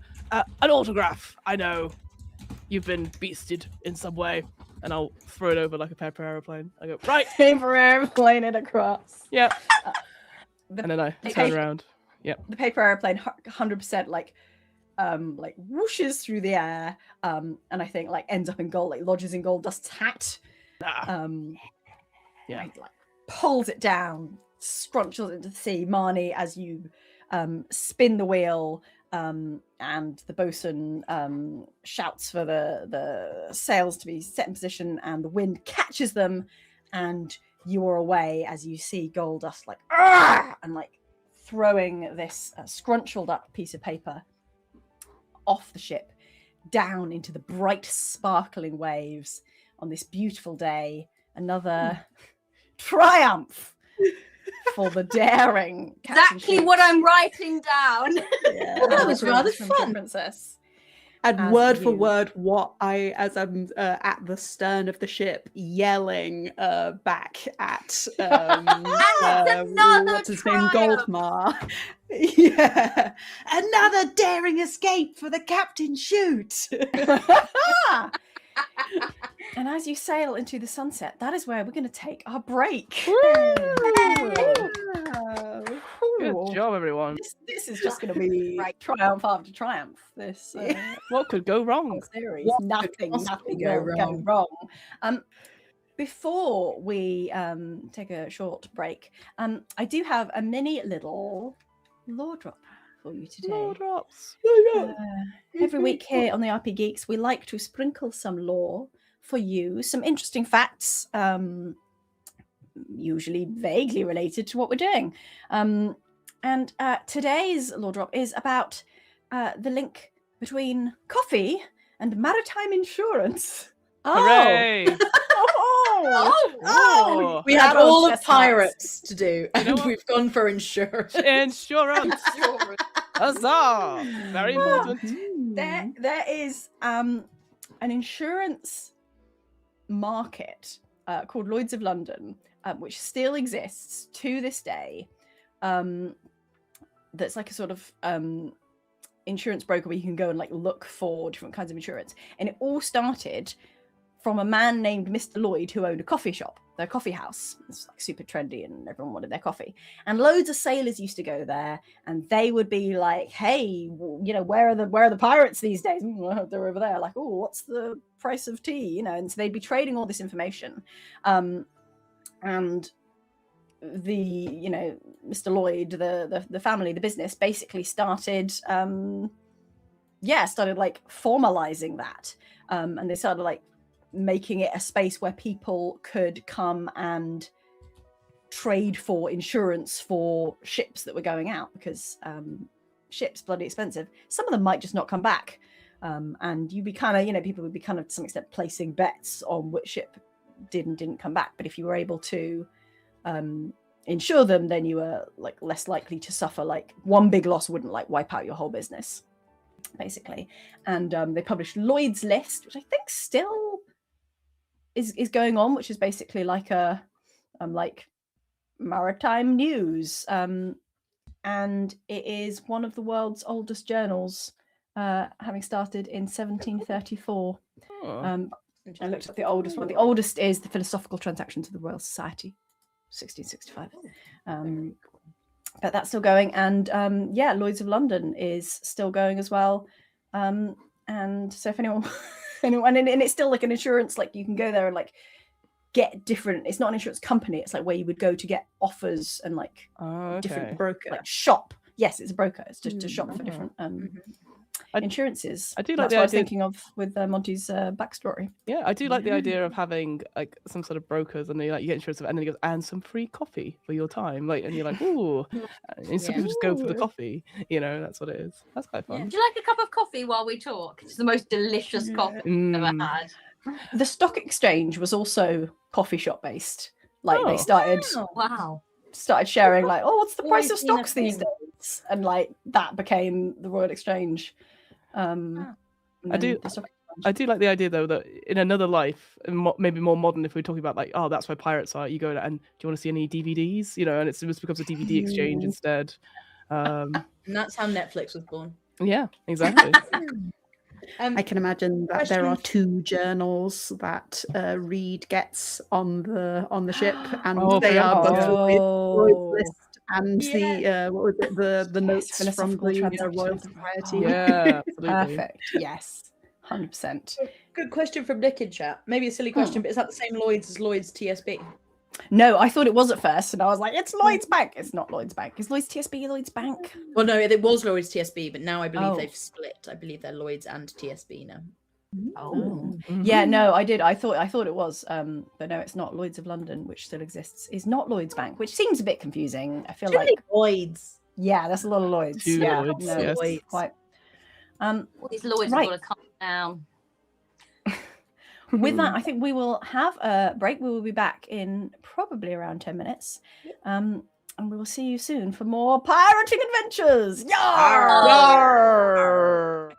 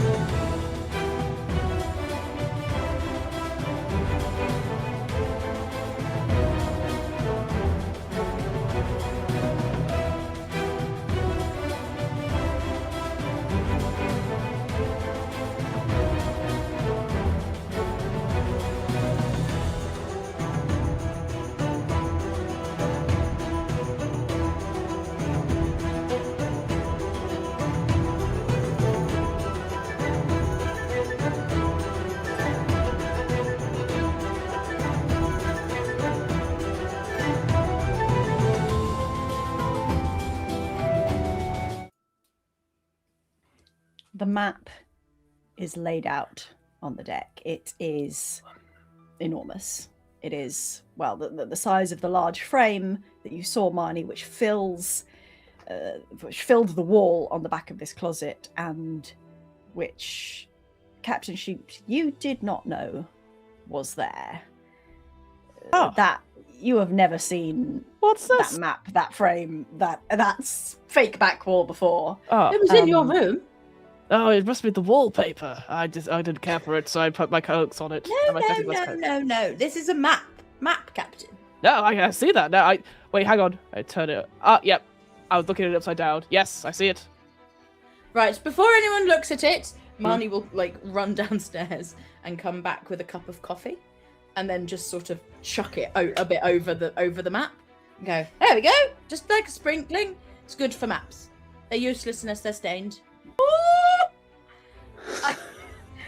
So Reed was obviously fully invested in just reading the map, and it's only the coffee spilling across it that has pulled Reed from the reverie, and just literally just turns and goes, "What have you done?" Every map needs a coffee stain, otherwise it won't lead you anywhere worth going. Everyone knows that. Priceless artifact. It was in the captain's wardrobe. Well, the best treasures are often hidden in strange places. Right. Well, should we look in the back of your wardrobe, see if there's another one? I have gone through all of my wardrobes thoroughly for any kind of maps or papers. Don't you worry about that. I'm desperately try using sleeve to sort of dab at the coffee and try to... Yes, quickly, get it off. It'll stain otherwise. Grumbling. You see the ink of the map interacting with the coffee as it slides over it. And I think you'd already started noticing that some of the markings on this map were only visible from certain angles. And as you sort of bring your head round, different things, yeah, it's a holographic map. It's very 90s. Different things become visible. No, I And know you it is. It's see- one of those magic eye puzzles. Hang on. Mine gets really close to it and then goes back and then gets really close. Goes cross-eyed. It's like, But you see that the coffee seems to be pooling in certain places and revealing yet more markings that you didn't know were there. This sake. what did I tell Like you? What did invisible I tell you? ink, but with coffee instead of lemon. It's the thing. Everybody knows you have to put coffee on a map. No? It is complex. It is beautiful. It is largely of an island, because of course it is. It contains what seem to be directions, paths, but it is not in a language that anyone other than Reed would even recognize. I have language codices. I do. It's part of my kit. I can translate languages and stuff. Reed, as you are standing here on this deck of this ship, your previously relatively smart clothing looking somewhat the worse for wear, the wind sort of blowing in your hair. Can we have a little flashback to, say, a year and a half ago? What was your life like back then, and where does translating ancient languages come into it? I think about a year and a half ago, Reed, we sort of fall back to a slightly younger looking Reed and I think a much smarter looking Reed. Definitely wearing perhaps similar or the same trousers, but not sort of rolled up at the ankles or anything like that. They're perfectly smoothed out, ironed, and the top is made of, it's not a rich material. It's not like something that is expensive, but it is smart. It is designed to look more like almost like a uniform, I would say. And they are most certainly sat in a big library of some kind, I would think. And books everywhere. papers all over the desk, similar to what we've got going here, because I can imagine that the map has probably been brought into Reed's big, like, sort of researchy looking area. And a very similar set of materials. There's all sorts of things about pirates, histories, tomes upon pirate lore, and small maps of markings of trying to trace historical, legendary, piratical figures, treasures, all sorts just going on this table. And I think in one corner set aside is probably just a handwritten letter, written in a very beautiful cursive. And you see sort of Reed just glance at it amongst research, and then glance at it again, and then pick it up and read it. Written upon it is it's just a sort of like a checking in kind of letter. And Reed, how have you been? I haven't heard from you for some time, type thing. This is what I've been up to. A whole host of things. And then at the end, it says, I imagine as you're reading this, you are holed up in some dusty library, surrounded by your papers and your languages and things. I'm proud of you, but I think you should go on more adventures. Always worried, your beloved sister, Matilda. And you see Reed sigh for a moment and carefully fold it up, and then begin to pack things away with a sort of somewhat resolved look on their face. Beautiful. Reed, from everyone else's perspective, is obsessed with this map. Reed has not stopped looking at it, staring at it, studying it, checking notes, comparing things, since he first took hold of it. And you've kind of hardly seen them. They've been doing pretty much nothing but stare at this map. Right. What's well, everyone Reed, else up to? Well, I'll go over to Reed. Hello. I've not got any coffee. It's okay. Okay. Look, I was just wondering, do you want us to go over there? Because we can work out where it is, so we can go. To the place on the map? Yes. Do you know where it is? Do I know where it is? I would say you any of us recognize I would the say landmass?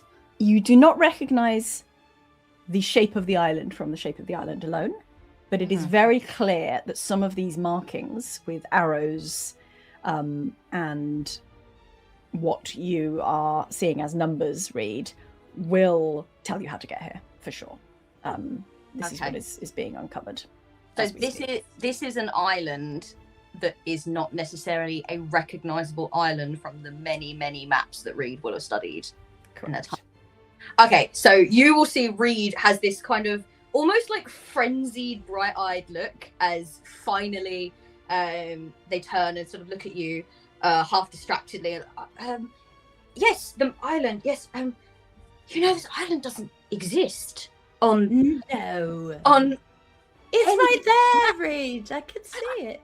I know, that's the most fantastical thing about it, and I wondered if perhaps it wasn't an amazing artifact, and it was in fact some kind of hoax, and that's what I've been trying to work out. But I'm translating these languages and their numbers, their directions, and I think I can get us there. I think I know how to get us there, but it's gonna take me time, a lot of time, and I will have to work on that alongside the captain's memoirs and the forgery and forgery. Yes. What are you forging? It asked me to do. Oh, fine. Lots of Yes, duties normal. on this ship, mostly Yeah. paper related. Boring. Yes. Okay. Well, that's fine. I was yes. Well, look, obviously, I am a navigator. So if you sort of Yeah. tell me what these things mean, I can sort of go whoop whoop whoop whoop whoop whoop with the ship, and then whoop, Bob's your uncle. Here we are. Fantastic. Yes, you're very good at it, by the way. The navigating thing. Yes, I know. Just making an observation. Oh, yes. Oh, sorry. Yes. Thank you. I am not used to getting compliments. They didn't give us many, you know, when names, all of that jazz. It's fun. In what? No names? What are you talking about? Yes, where I was before. We weren't allowed to have names. Can you imagine that? So, like, for example, I would call you. And she'll sort of take your face in her hands. Not used to any kind of. Oh. I think you're.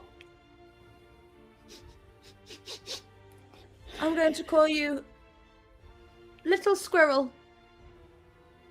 Little squirrel. Maybe Lil Squirrel. I like a Lil rather than a little, you know? Lil Squirrel. Because you scampered down that little ladder. You nearly drowned. Squirrels drown all the time. You didn't. For just a second, I think I'm gonna yes and say that this maybe Squirrel was a nickname that Reed used to get called by their sister, and I think it just fully pulls Reed out of the frenzy for a moment, just utterly shocked, and just be like, how could you possibly know about that? Well, you look like a squirrel, and you're quite little. Yes, I've been told that before. Oh, it's funny, isn't it? See, I know things sometimes. Do you? Anyway, goodbye. Have a lovely time with the map. Let me know where to go. I think as you start to leave the room or open the door to leave the room, I think Malt will be in the doorway about to enter the room. Hello? Just a doorway wide. Hello. Not quite a doorway tall. Good evening.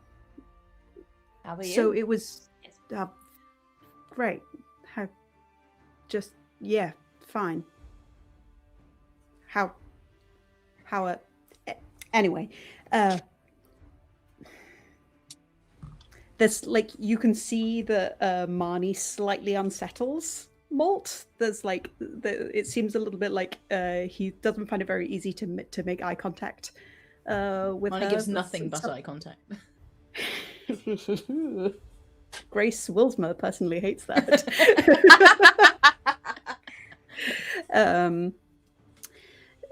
So it was the both of you who found the map, right? Have you managed to extrapolate Well, I think I any found. information from Yes, it? it was all Marnie.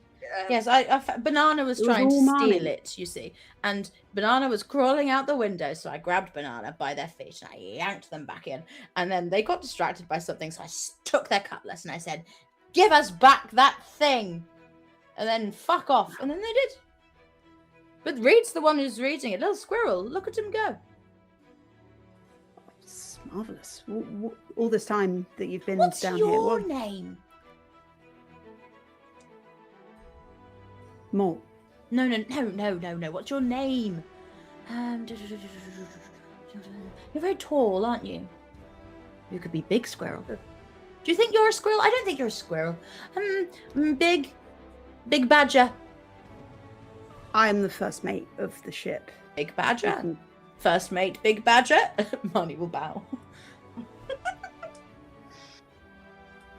Little Squirrel and Big Badger. Off on another adventure, and she'll sort of skip out the room. Can I just interrupt with something here? Sure, please do. just before you leave, Marnie, I think, if I may, Grace, the map case is on the floor next to the table where Is it? That's what does it look like? where it's like dark blue leather with an embossed gold compass symbol on it. And if I may, I think Malt might pick it up and have a look at it. Sure. And I think if I saw it, I think I would. Yeah. as Marnie, just you see a sort of rough hand holding on to this dark cylinder.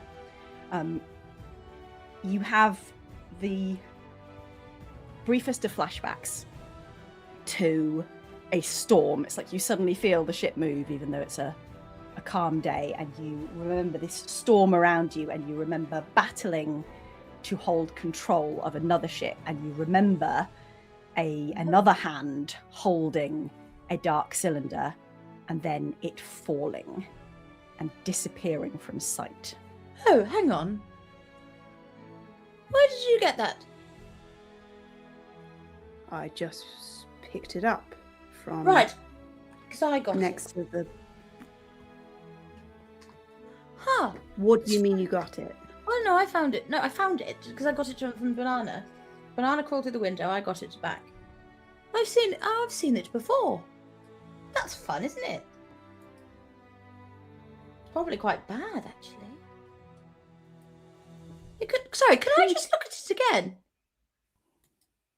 It's probably the calmest you've ever seen, Marnie, even though it's still quite manic.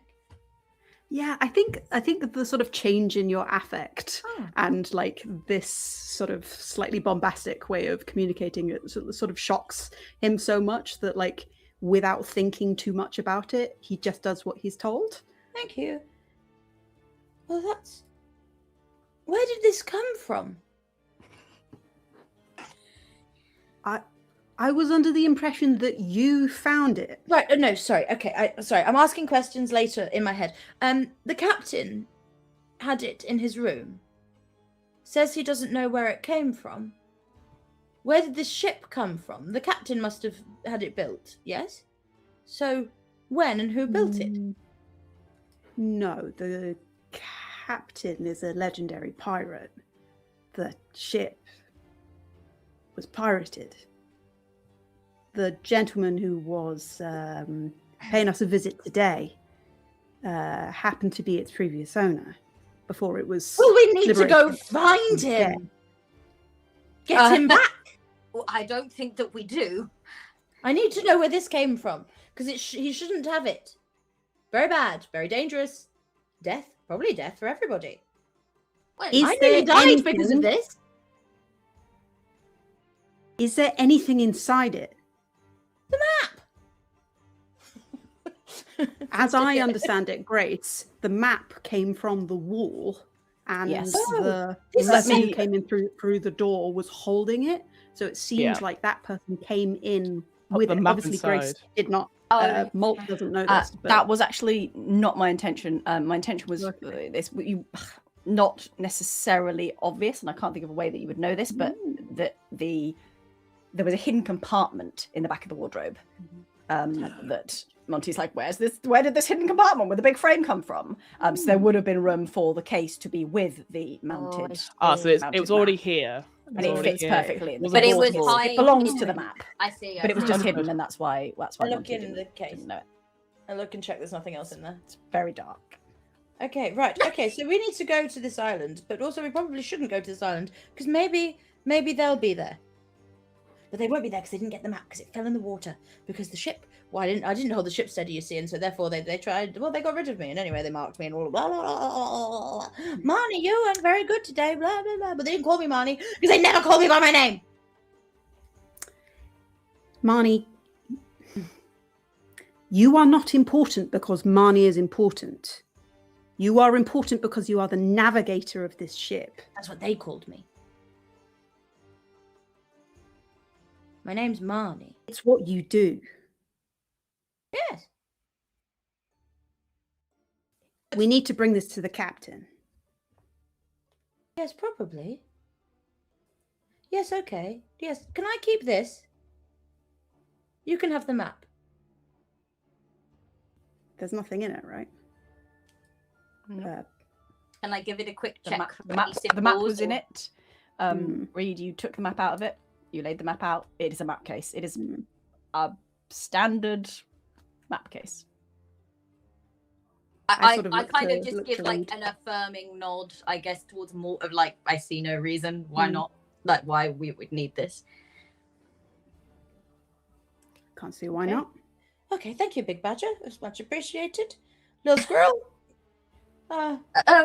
Yes. And we're going to the captain. Should we bring the captain here?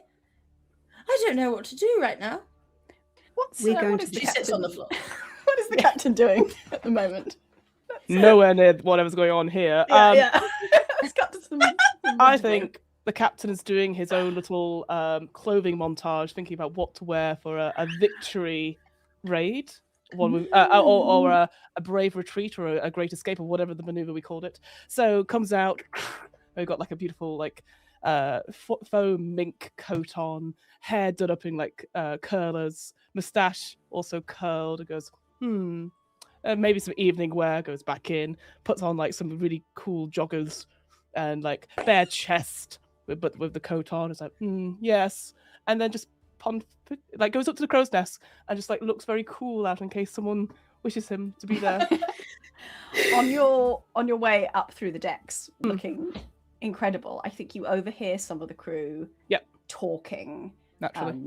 One of them saying, "We didn't get anything, though, did we?" And the other one being, "Wow, we got 4-poster beds. What, we're not exactly in great need." It's like, I know, but can't go around, raiding ships and not getting more than a banana for it. It's just If not I'm a very hearing satisfying if I'm party, hearing is this, it? I definitely want to come behind and like grasp the two, like come in between them. Goes, well, it's not about the treasure really. It's more about the calling card. They know at any time we can strike and be present. It's more about the presence and the marketing aspect. You see, chums.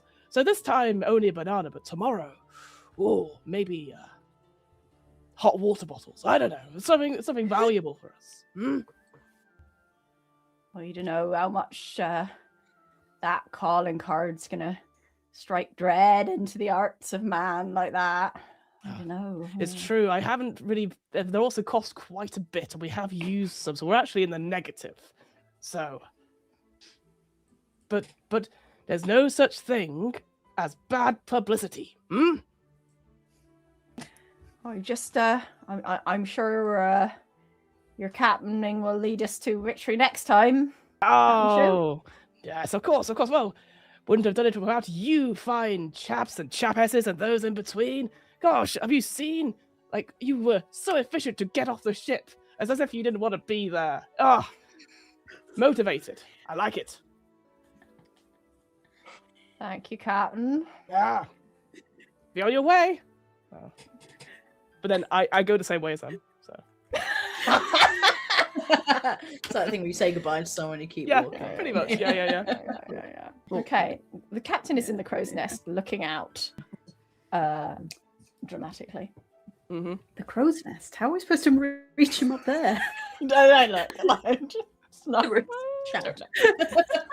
This is a good question. No. I think Molt, if I may, you probably go. Oh, he's up there. So you would call down. And he goes, of course, and then would make a cool flip, swing down. Because he doesn't. We've done it before. Sorry, my mustache is going away from me. I'll do this. I mean, That's Marnie in had a full character, costume yeah. change, so don't Yeah, I worry know. too I should have rejigged. I think when if you call down, he comes out. So we've done this before with meetings, and we've miscommunicated. It takes too long, so he'd come down to you. Brilliant. So have you two have Marnie and Reed stayed in the map room, or have you both come? I've stayed because I'm sat on I the would have floor. thought that Reed would have. I feel like Reed would have stayed with the map. Okay, Yeah, Reed's not leaving that map. Marnie I'm is not also leaving not that map leaving the Yeah. case. unless someone drags me kicking and screaming. All right. Okay. So I will Can I- leave you to chatter. Sorry. I'm going to jump in one more time and say that as the Captain Shoot flips smoothly down from the crow's nest, I'd love a little flashback from Molt of the first time that you met Captain Montague Shoot. Ooh, fantastic. Don't spare any details, Molt. Give it to them full In your own barrel. words, uninfluenced by Oh, the aforementioned Captain Montague Shoot. I think the camera sort of swims kind of blurrily, like, you know, that sort of effect of when someone is kind of drunken, you know. I think Malt is sat on like a curb on a cobblestone street outside a shitty looking piratey kind of bar. All of the typical things happening on the inside. You know, it sounds like someone's having a fight. Someone's playing an accordion, probably. If someone was a skeleton, they would be drinking, and you'd see the alcohol be going through them. But obviously, nobody's a skeleton because that's absurd. Someone is in danger of flying out of the window next to I you. love like that any you needed minute. to describe that, but then you were like, but that's not actually there. Anyway. Just, you know, it's a very piratey scene, you know. I think Malt looks much the same as they do now, maybe a little bit younger. But they're dressed a little bit differently. Instead of wearing like the big sort of heavy oilskin coat that they wear that mostly covers them up, they're wearing kind of a kind of like the same sort of shirt that I'm wearing now. It's quite open at the front, and you can sort of see that they've got tattoos that look sort of like clouds, maybe like sort of the sort of way that you see like clouds at the edge of a map that sort of like look that make it mysterious as to what the rest of the map would look like, sort of just peeking through the neck of their shirt. And they look despondent. They look really, really down. They look like someone who is drinking away their troubles. And the camera sort of like pans up through these, you know, soaked cobblestones and sees the like almost sort of glowing, spectacularly dressed Captain Montague Chute, maybe walking up the street. Yeah. No changes there. That's exactly how it happened. So. And as we maybe pull back from hearing the details of the conversation, visually, what can we, if anything, read in Malt as this strange person engages them? The camera sort of would pulls back from the scene, but the thing that you can see is what it looks like for someone who has sort of lost all of their hopes to pin an idea on a person,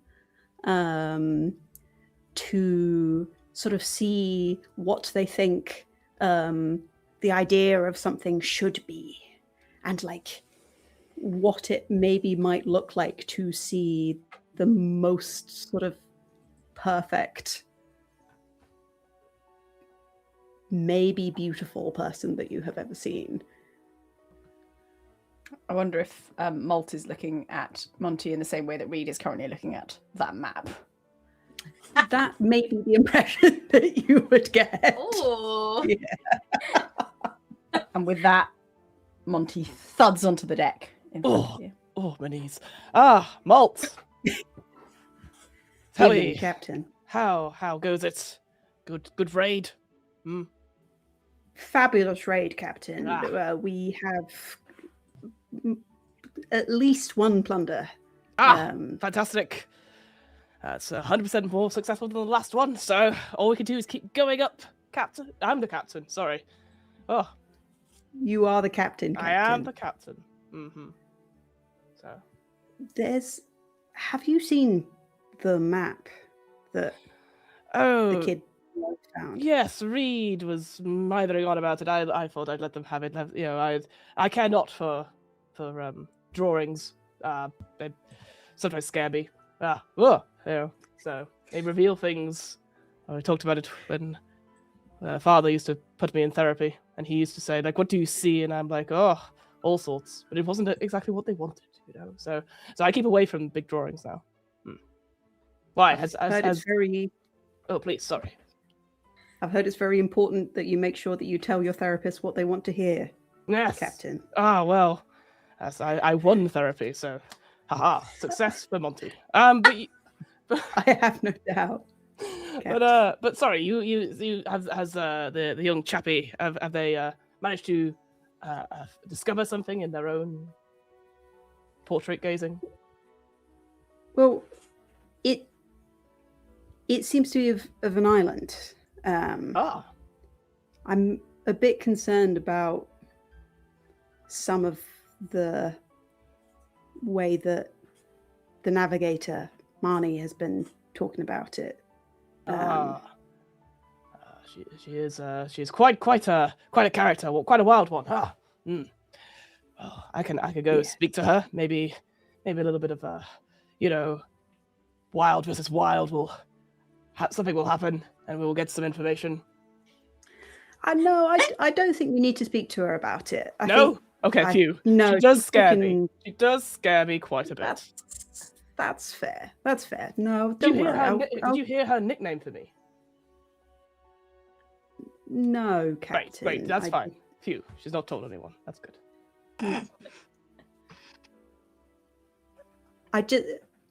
I think it's probably best that you keep away from her. It just seems like she's causing trouble. Trouble? What trouble in what sense? She we all did incredibly well in that raid, but without her doing the old sandwich maneuver, we would have been still stuck on the other ship. And I don't know about you, but Gold Dusty didn't look too happy. He did this face, and I repeat the face without losing my mustache. That is the face that he was doing, Captain. Exactly. You're quite right. Indeed. It was funny. Mm. It was fun.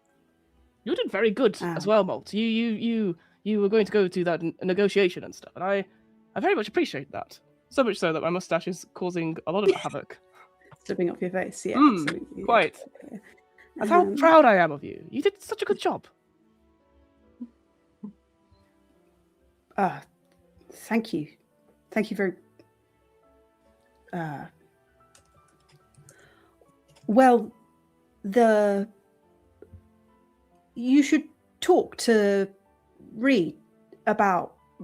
You can see they're so discombobulated by having had you say that.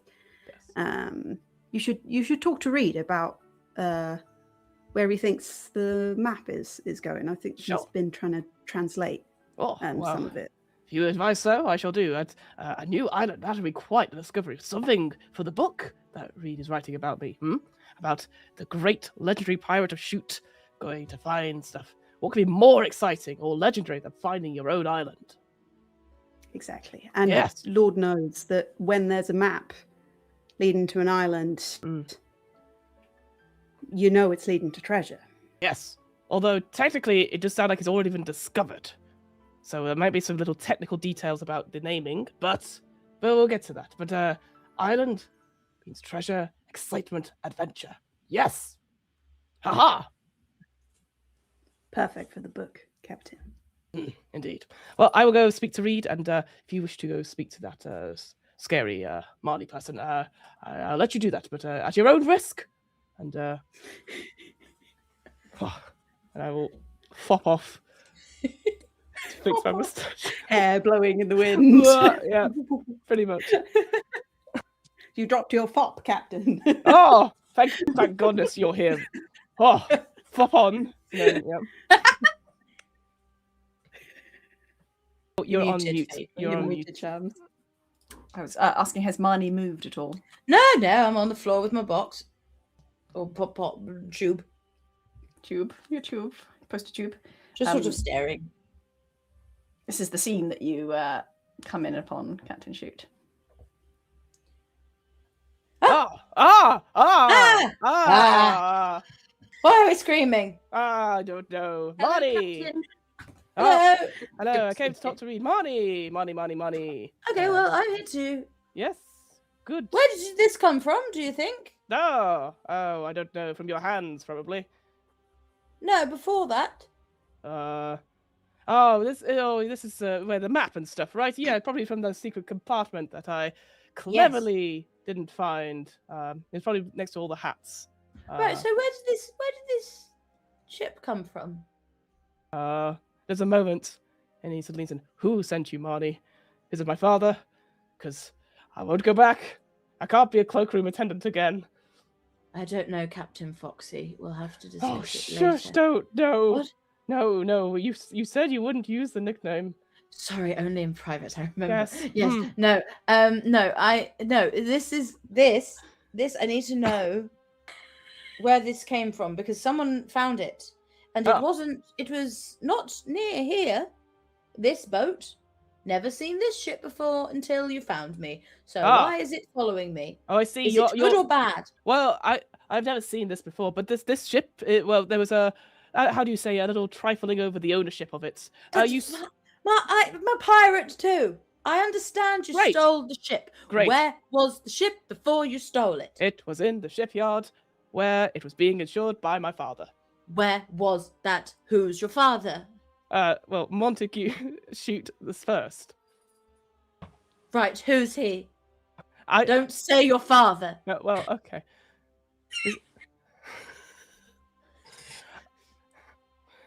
He Please. works insurance.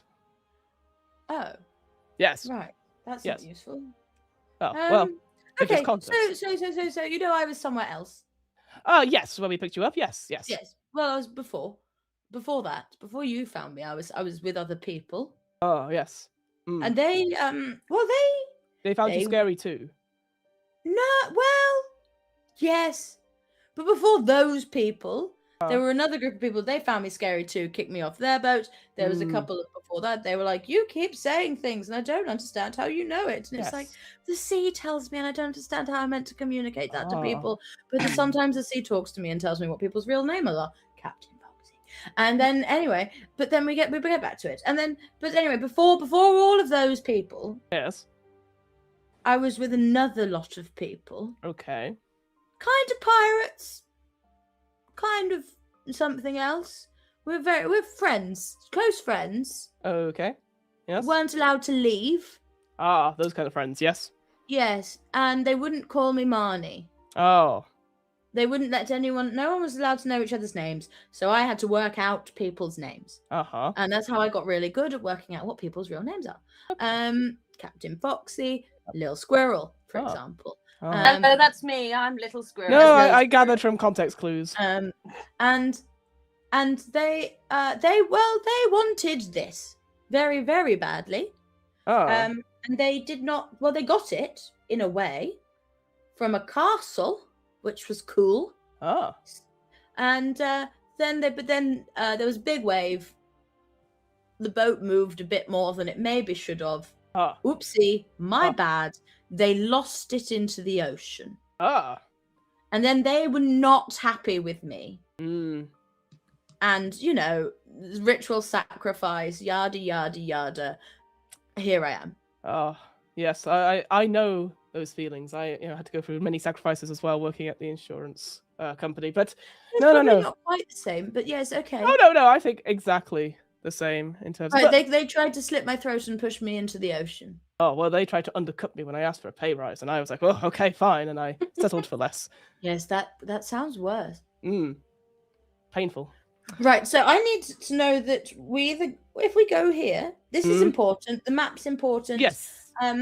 For various reasons. Mm-hmm. But probably they shouldn't get it. The friends who didn't let you go, they should not get it. The friends who wouldn't let me leave, yes. Okay. They shouldn't be allowed it. Okay. And they're quite dangerous. Well, Dangerous is one of my middle names, so we'll be... Captain Dangerous, Foxy. Oh, if you like. But you only... Right. No, Yeah. no. No, sorry. Work environment. Look, That's on it. Yeah, look. Are you HR, little squirrel? Like, you're another person in the room? What did you say? No, it's fine. So anyway, I'm flustered. Yes. Sorry, Gosh. Captain. No, Anyway. no, sorry. No, Sometimes it's I fine. say things. Yes, me too. Yes. Huh. Wow. Wow. Right, well, I should feed the seagulls. Goodbye. Okay. I'll leave. Ah. Wild. Reed. Yes, Captain Fox. Montgomery. Shoot. Yes, Captain. Reed. Good. I was wondering, once you're done with the mappy thing, well, two things. Do you think you'll be able to get the coordinates? Because I think there must be something here. Malt was sort of pontificating about like the ideas of like treasure, and I was like, success. So it could be good for the book, you know. So do you think you can get us there? Yes, coordinates I've already got, Captain. The interesting thing here is the incredible amount of rich history that went into the making of this map. Incredible. The story behind it. Right. Yes. You know what? This would be good as a footnote, possibly. You know, for those people who need it. Just give me the cliff notes when you get a moment. Yes. The cliff notes, Captain, is that this isn't. Well, it must have been discovered by someone, but this island doesn't exist on any other maps. Excellent. No one else knows about it. Fantastic. Good. Yes. So if we go there, yes, then there's sure to be I guess the things that you like: adventure and yes. daring escapades and treasure, perhaps. That's always a bonus. Yes. Yes. I'm still working on the details of that, but yes, someone has helpfully labelled this map quite significantly. Gosh, incredible. Yeah, in a language that most cannot understand. But luckily for you, Captain, I have had much training in this matter and many coaches to help me. So fantastic. Well, I can always rely on you, Reed. So if you can decipher and send them various coordinates, we will get right on it. My second little thing is, are you free after dinner tonight? I thought we could continue on with the interview, talking about our great escapades. Obviously, go over the notes of what happened today, make sure we get the full descriptions down of what we did, and you know, just type any loose ends, dot T's, cross I's, you know. You want me to stop working on this? Well, after dinner, obviously you're going to work to dinner. Maybe even through dinner to finish this, yes? Because obviously this is important, but... Yes, I'm quite... Yes, I was wondering as well, do you have those other chapters? I do have a bit of free time, so I'm happy to go over and give some notes on what you've written so far. Captain, the construction of a story is a delicate process. And I do not want to present you with anything less than perfection, because that is what you deserve. So, please forgive my tardiness on the latest chapters of Escapades. No. I did wonder, actually, and she reaches for some of the notes that she was making. The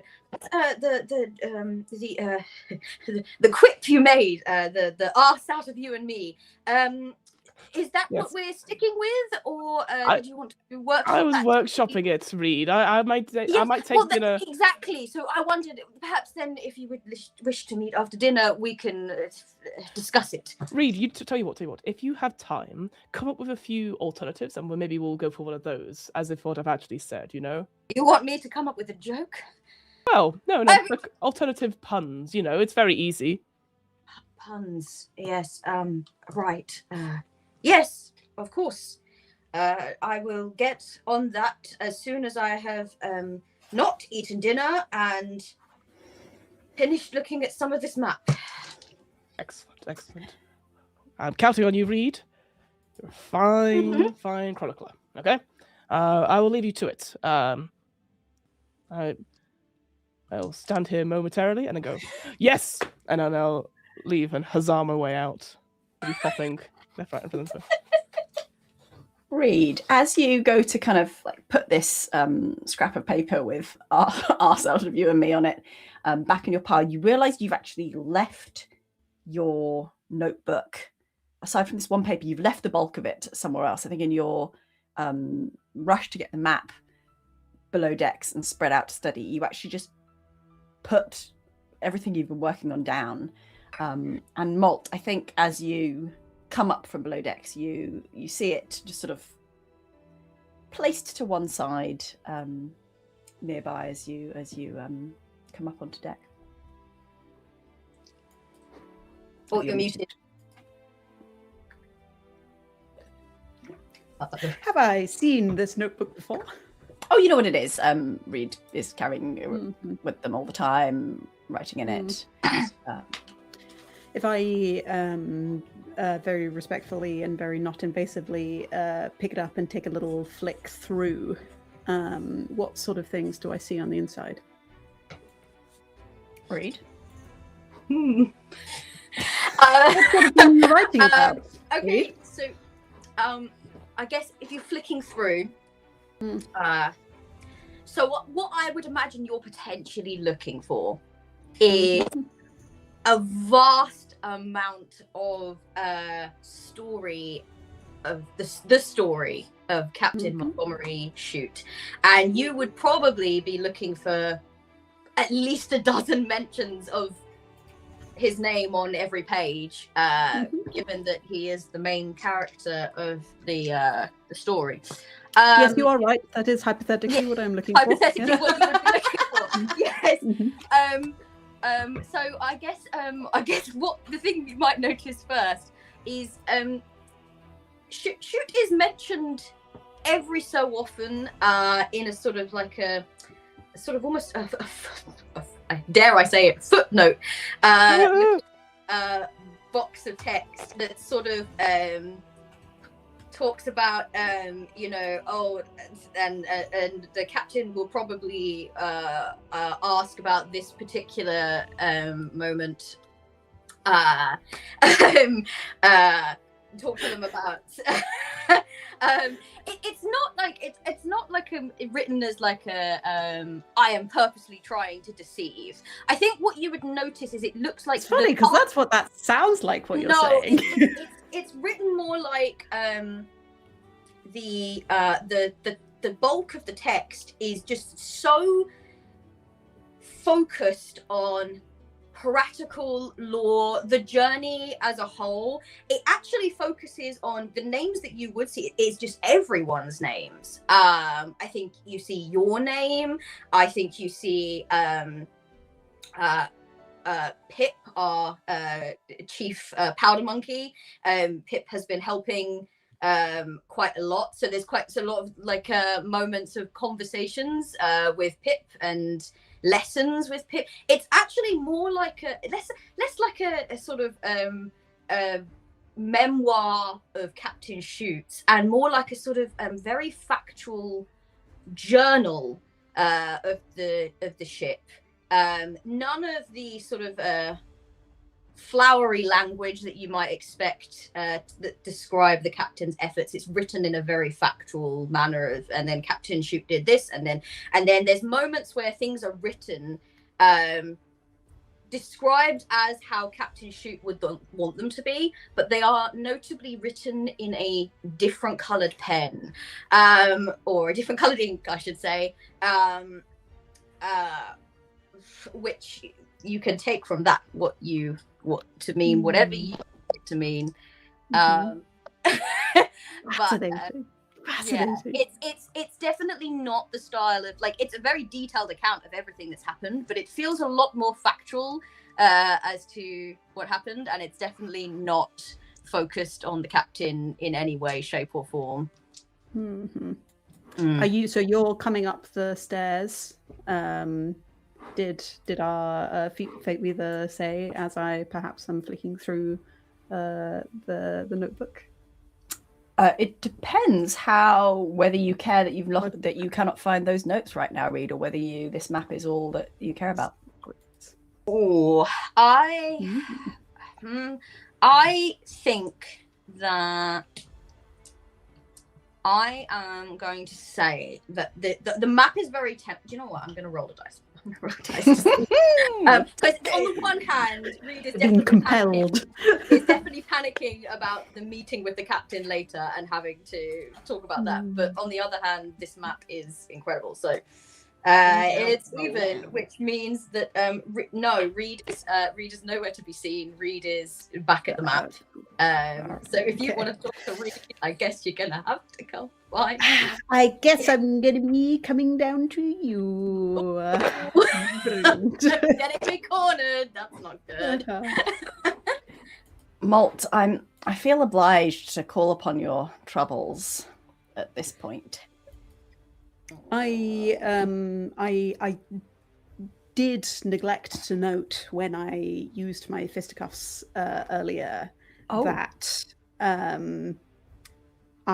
in order to use that move, I do have to take a trouble.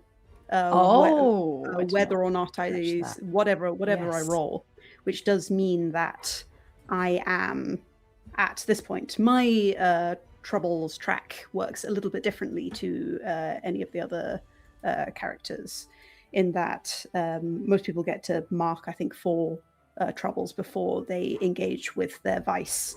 But the Matelot, of which Malt is, gets sort of tossed storm-like between 4 different kinds of bad mood as they mark. Sort of an escalating bad mood, really. Yeah, absolutely. As they mark a trouble.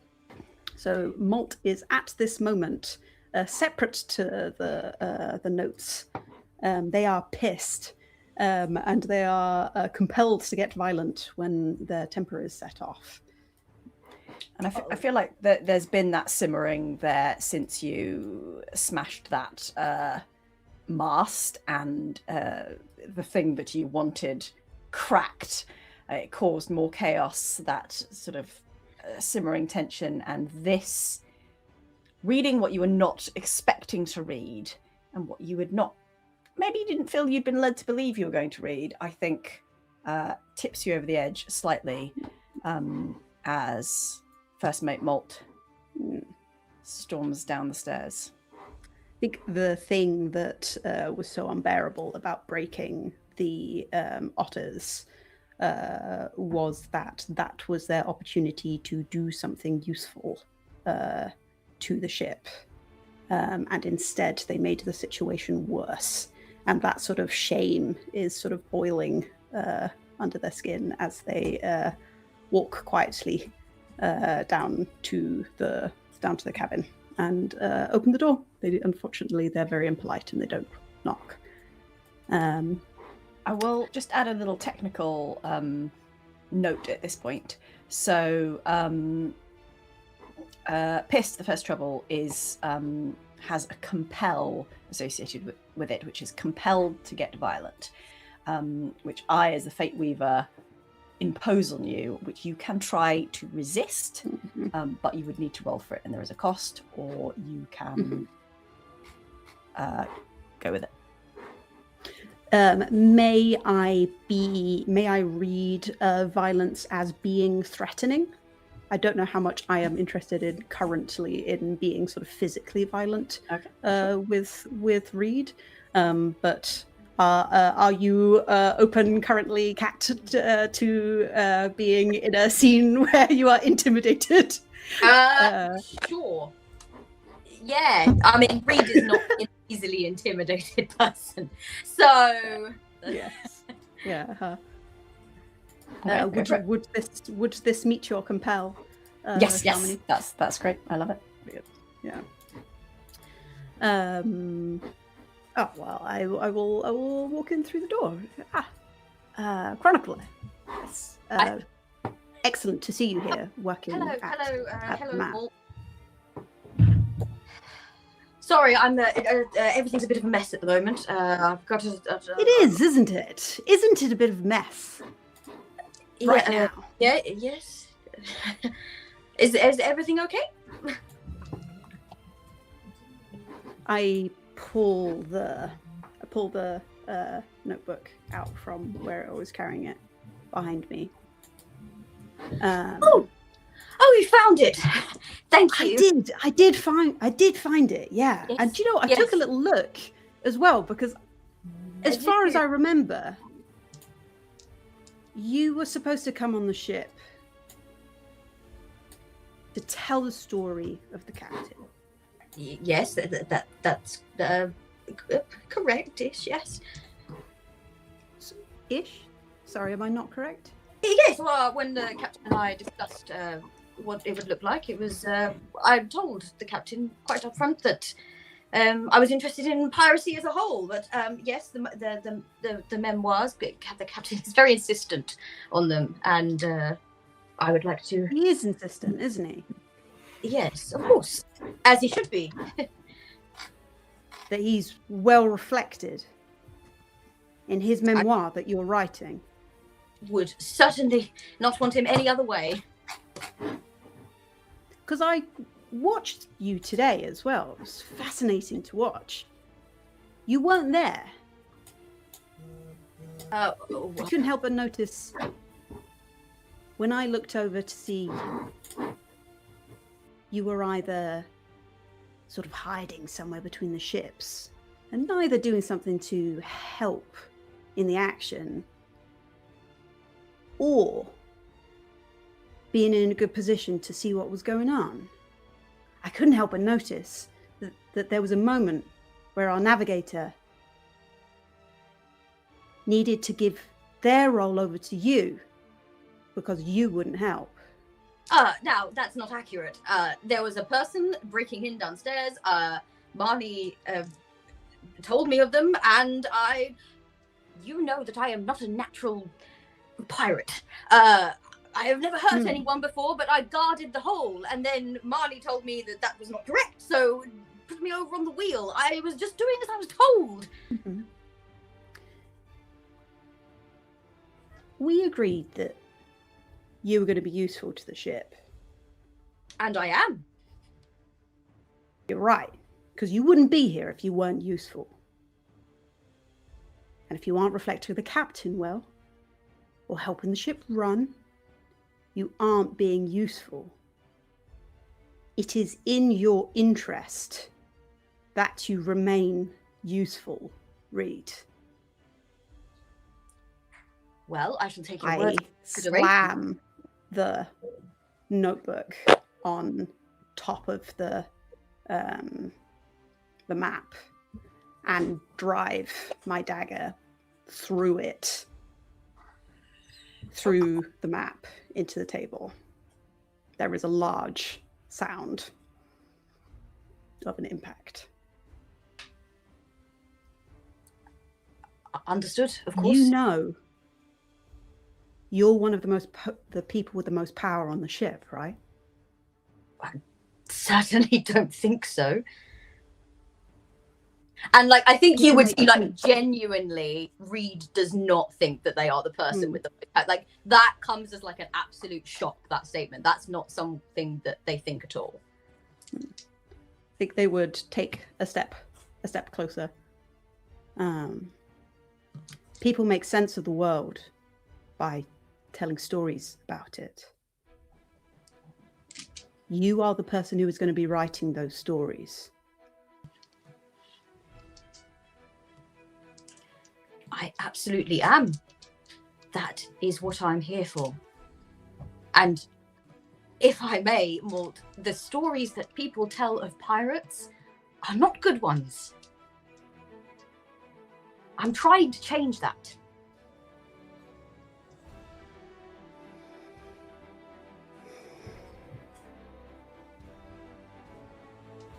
You have time to fix this. I'm going to be taking another look at your notebook in a couple of days.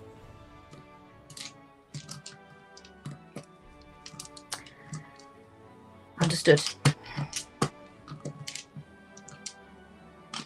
Have a pleasant evening. I think as you get to the door, Reed says, and I think that like a slight shift in their voice. It's not like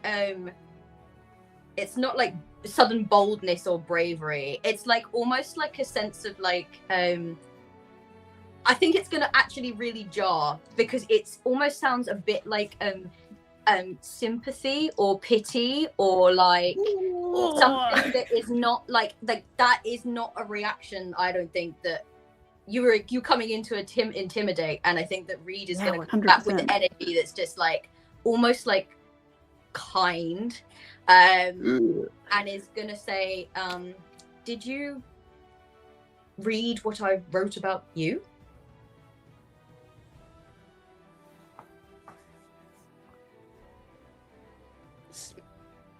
some words. Yes. I really think you should.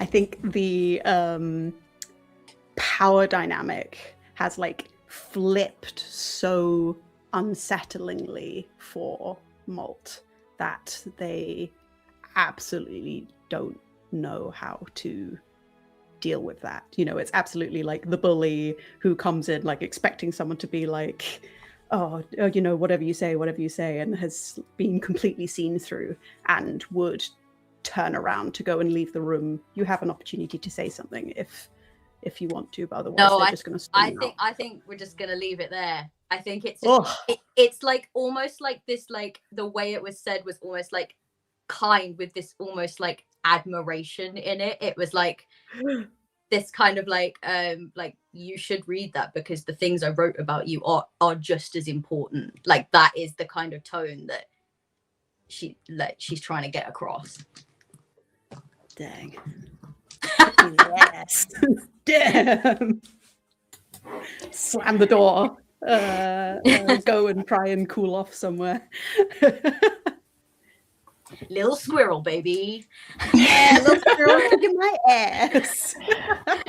Breaking out that tail.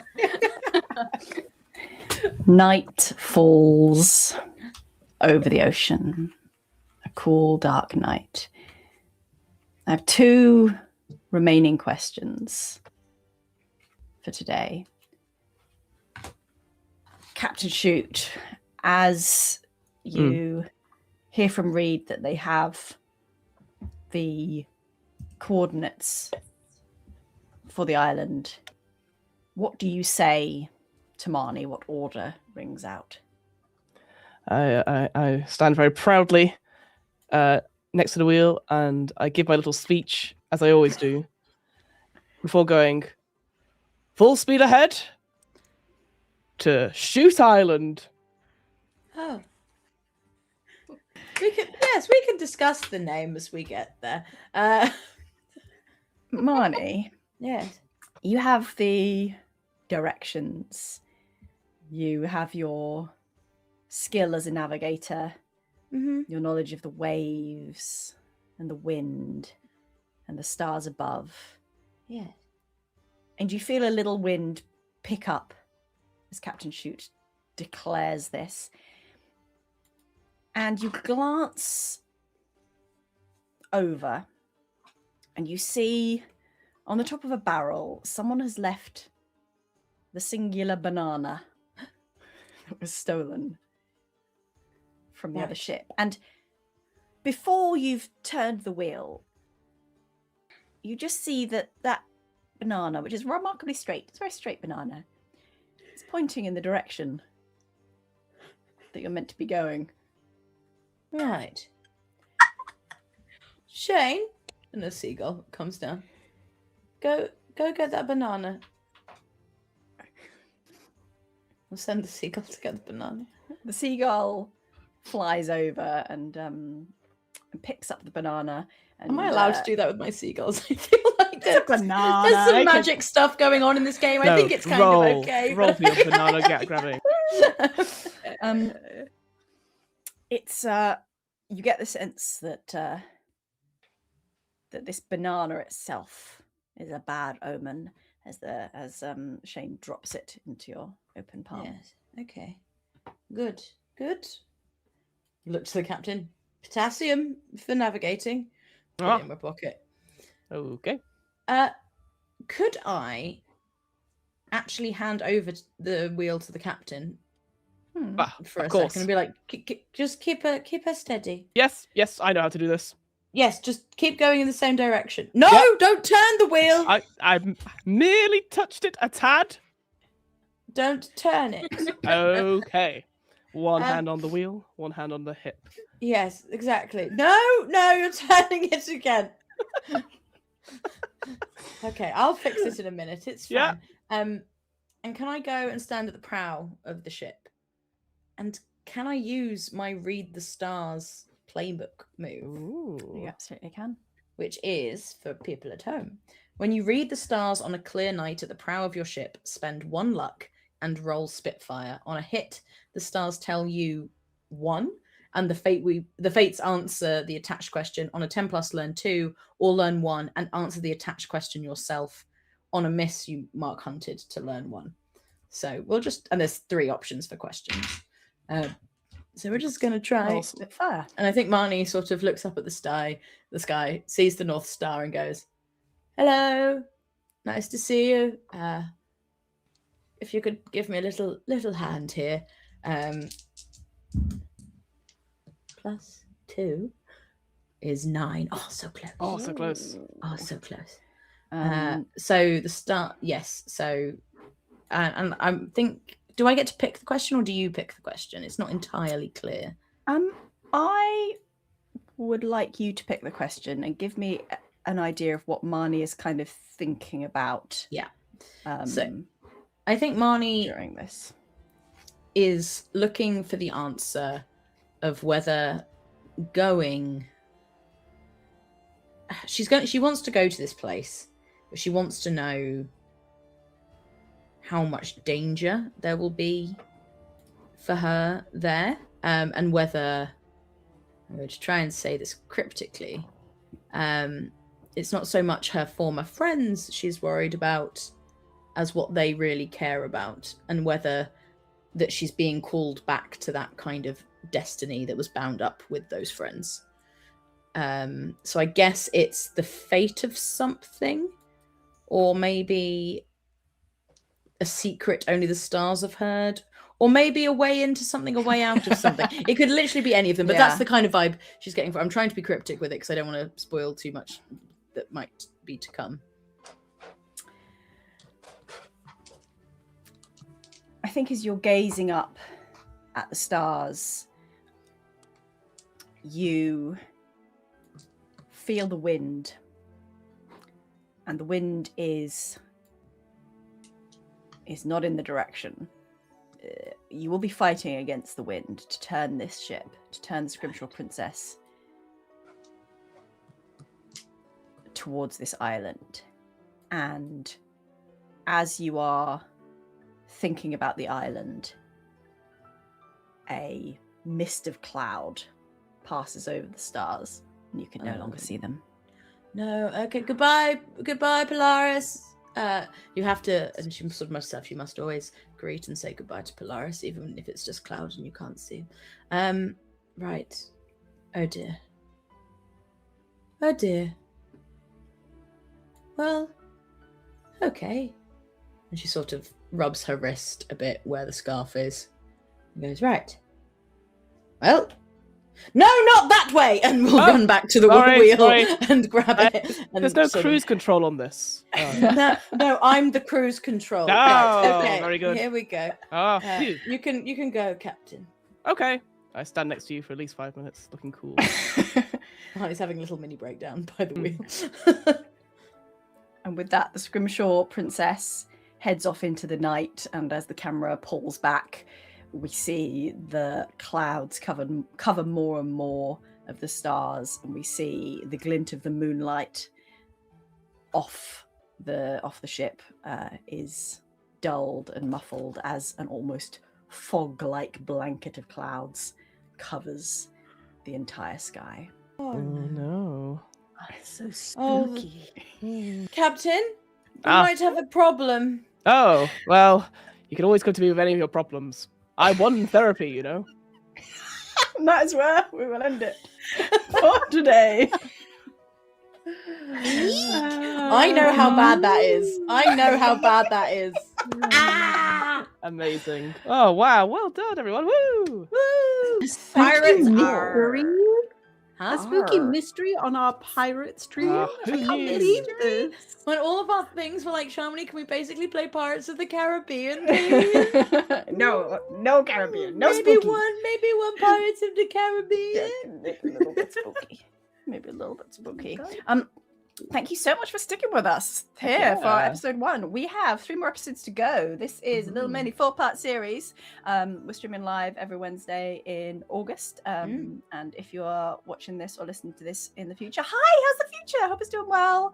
Hope things are better in the future there. But before we go, we should find out a little bit more about some of our lovely guest players from today. Grace, can you? This is your first time on the RPGeeks. Can you tell us more about yourself? Woohoo! It is my first time on the RPGeeks. It's so exciting to be here. It's been such a pleasure to be playing TTRPG streams again. Yeah. Yeah. I am a professional leather worker and maker of nice things out of leather for sort of theatre and film. But also, I could make something beautiful out of leather for you. Could you? Like a map case. Yes, if you Like went, what? if you went to my like a map case. I was Yeah. describing the map with case, a but I was paper. being really careful not to describe it too much in case I Mm. described it wrong, because I was like, you know about leather, so I'll be very vague. What did you think you Very get wrong? important for a Leather, I don't GM. know. Yeah.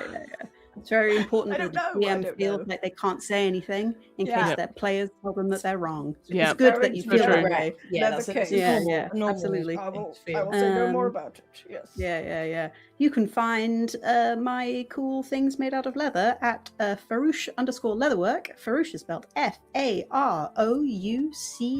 FAROUCHE_leatherwork. Woo! That's me. Heck yeah! I love it. Thank you. And Kat. Hello, this is my second time on the RPGeeks. Woohoo! I'm very, very glad to be back.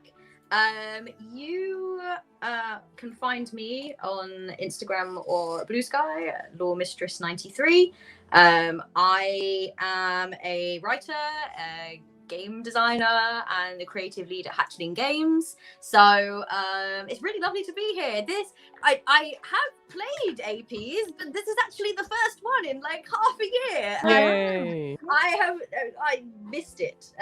So this has been really lovely. So thank you all for being such wonderful fellow players and leading me on this piratical adventure. But yes, you can find me at those places and see what I got going on. Nice. Heck yeah! Lovely.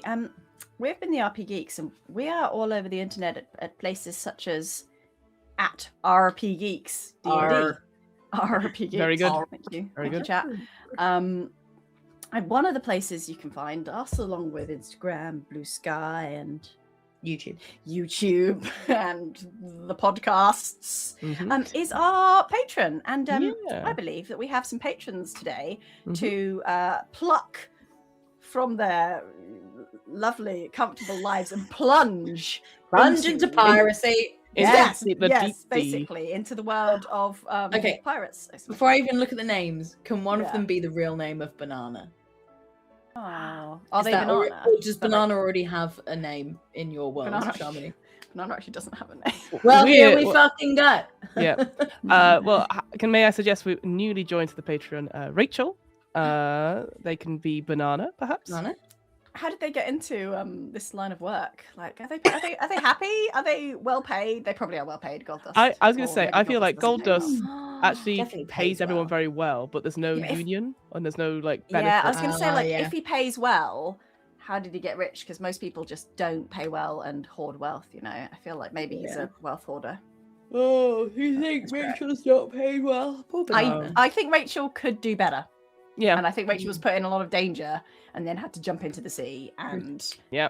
That's There's not. a Hopefully, it reason was picked up. that Rachel was Yeah. sent for sure. They- Rachel's the be one. Rachel's the and it's too good really for that ship. Could do Yeah. a whole. Yeah, I've helped Yeah. Rachel. Mm. Yeah. there will be Mm. future adventures of Rachel breaking out. Spin-off and, series, yes. Yeah, exactly. Yeah. Exactly. I should be Adventures of writing Rachel the a Banana. journaling game about Yeah. Rachel. Rachel And- Banana. We didn't The adventures. We didn't see Rachel the Banana get back onto the Scrimshaw Prince. Yeah. Perhaps We they actually just see have them. They're just stolen spilling away. water as they're swimming Oh, yeah. after us. Yeah. Oh, interesting. Interesting. Okay. Let's have another name and another idea. Anyone pitch Nathan in? Decker. Nathan Decker. Yeah. Good pirate name. I was gonna say. Yeah. Oh, who Yeah. swapped Yeah. decks? Yeah. Yeah. Surely, right? I agree. Yeah, I think they were swabbing the decks of the boat that we raided, and I think as we were doing talks, they're basically trying to finish quickly. Nice, Around our nice. booth. Yeah, we've actually left Yeah. terrible footprints everywhere, and Nathan's like, Oh, there's Oh, so damn much it. seagull shit everywhere Yeah. as well. Like ever since Marnie joined the boat, they're just like, what the hell? Like I have to clean these decks so much more often now. Yeah. I think Nathan could also do better and should join up with Rachel. Yeah. You go off and form their own. And make a union. Make a Yeah. union. Yeah, make a union, Pirate pirate union. Pirate union. There we go. There we go. Lovely. Well, with that, Before I we think- talk about it, before we go, Yeah. next week, as we Yeah. go live, it will be Yeah. a total eclipse in the UK. That's the day, is it? Ooh. So I wonder if we It's not a maybe total delay. It's Here, pretty is it? close to total. It's 90%, 91%. Yeah, Don't look at it's it without about eye as protection. close. It's about as close as we will ever get Ooh. for a long time. Wow. I personally would actually really like to go out and look at it at totality. Shall we? What again, time is it? It's Yeah, at what- 7. Okay. Should we delay by Sounds 30 like a minutes or seven- something? sounds like a if we went 7:30 live start. at 7:30. Yeah, I think so. Yeah. Because I think it hits. Amazing. I think totality is. Hang on, I had it. Totality is at 7:12 in London. Okay. So if we go live Okay. at 7:30, then we can see up to totality, a bit of totality, and then everyone watching can go and have a look at it. Yeah, I'll sounds bloody great. I didn't even know that was Definitely happening. do that. Oh, exciting. I don't know if you'll be able to see it. No, Fiona, no, where you I'll are, but I'll you- use I'll be watching it on a screen. I won't be outside looking at it, unfortunately. That's very Well, cool. yeah, but that, yeah. So and I would. There hasn't been a big total eclipse for a while. It's pretty close to total, I No. think. It is partial, but I think It's- it's like it's pretty It's good closer than it's been in, like for a Yeah. long time. Yeah. Yonks Well, and let's say yonks, let's say we yeah. start at 1:30 next Yeah. week, so people who want to can Wow. do Total Eclipse of the Image. Hearts. Yeah, well, no, but everyone. I think that sounds awesome. Yeah, for sure. Absolutely. I'm going to show Baby Nightbot. You have to project it onto a sheet. Oh, so yes. If you punch holes in things, Yeah. you can see the Bit of patterns. colour That's quite underwork. cool. Maybe yeah. Camera obscure. Mm. That Oh. sounds hard to make. I might get some glasses so I can look at it. Yes. Yeah, be super cool. Well, that is super exciting. Go look up How to Be Safe next week, and then we'll all go look at it, and then jump on stream and Be like, chat about eclipses Yeah. for a while. Yeah, absolutely. Mhm. Um, Sounds good. Mhm. Wonderful. Thank you so much, everyone. Thanks for sticking with us. And Yeah. we will see you this slightly later time, 7:30 next week for more pirates. Yar! Yar, yar. Bye, everyone. Arr.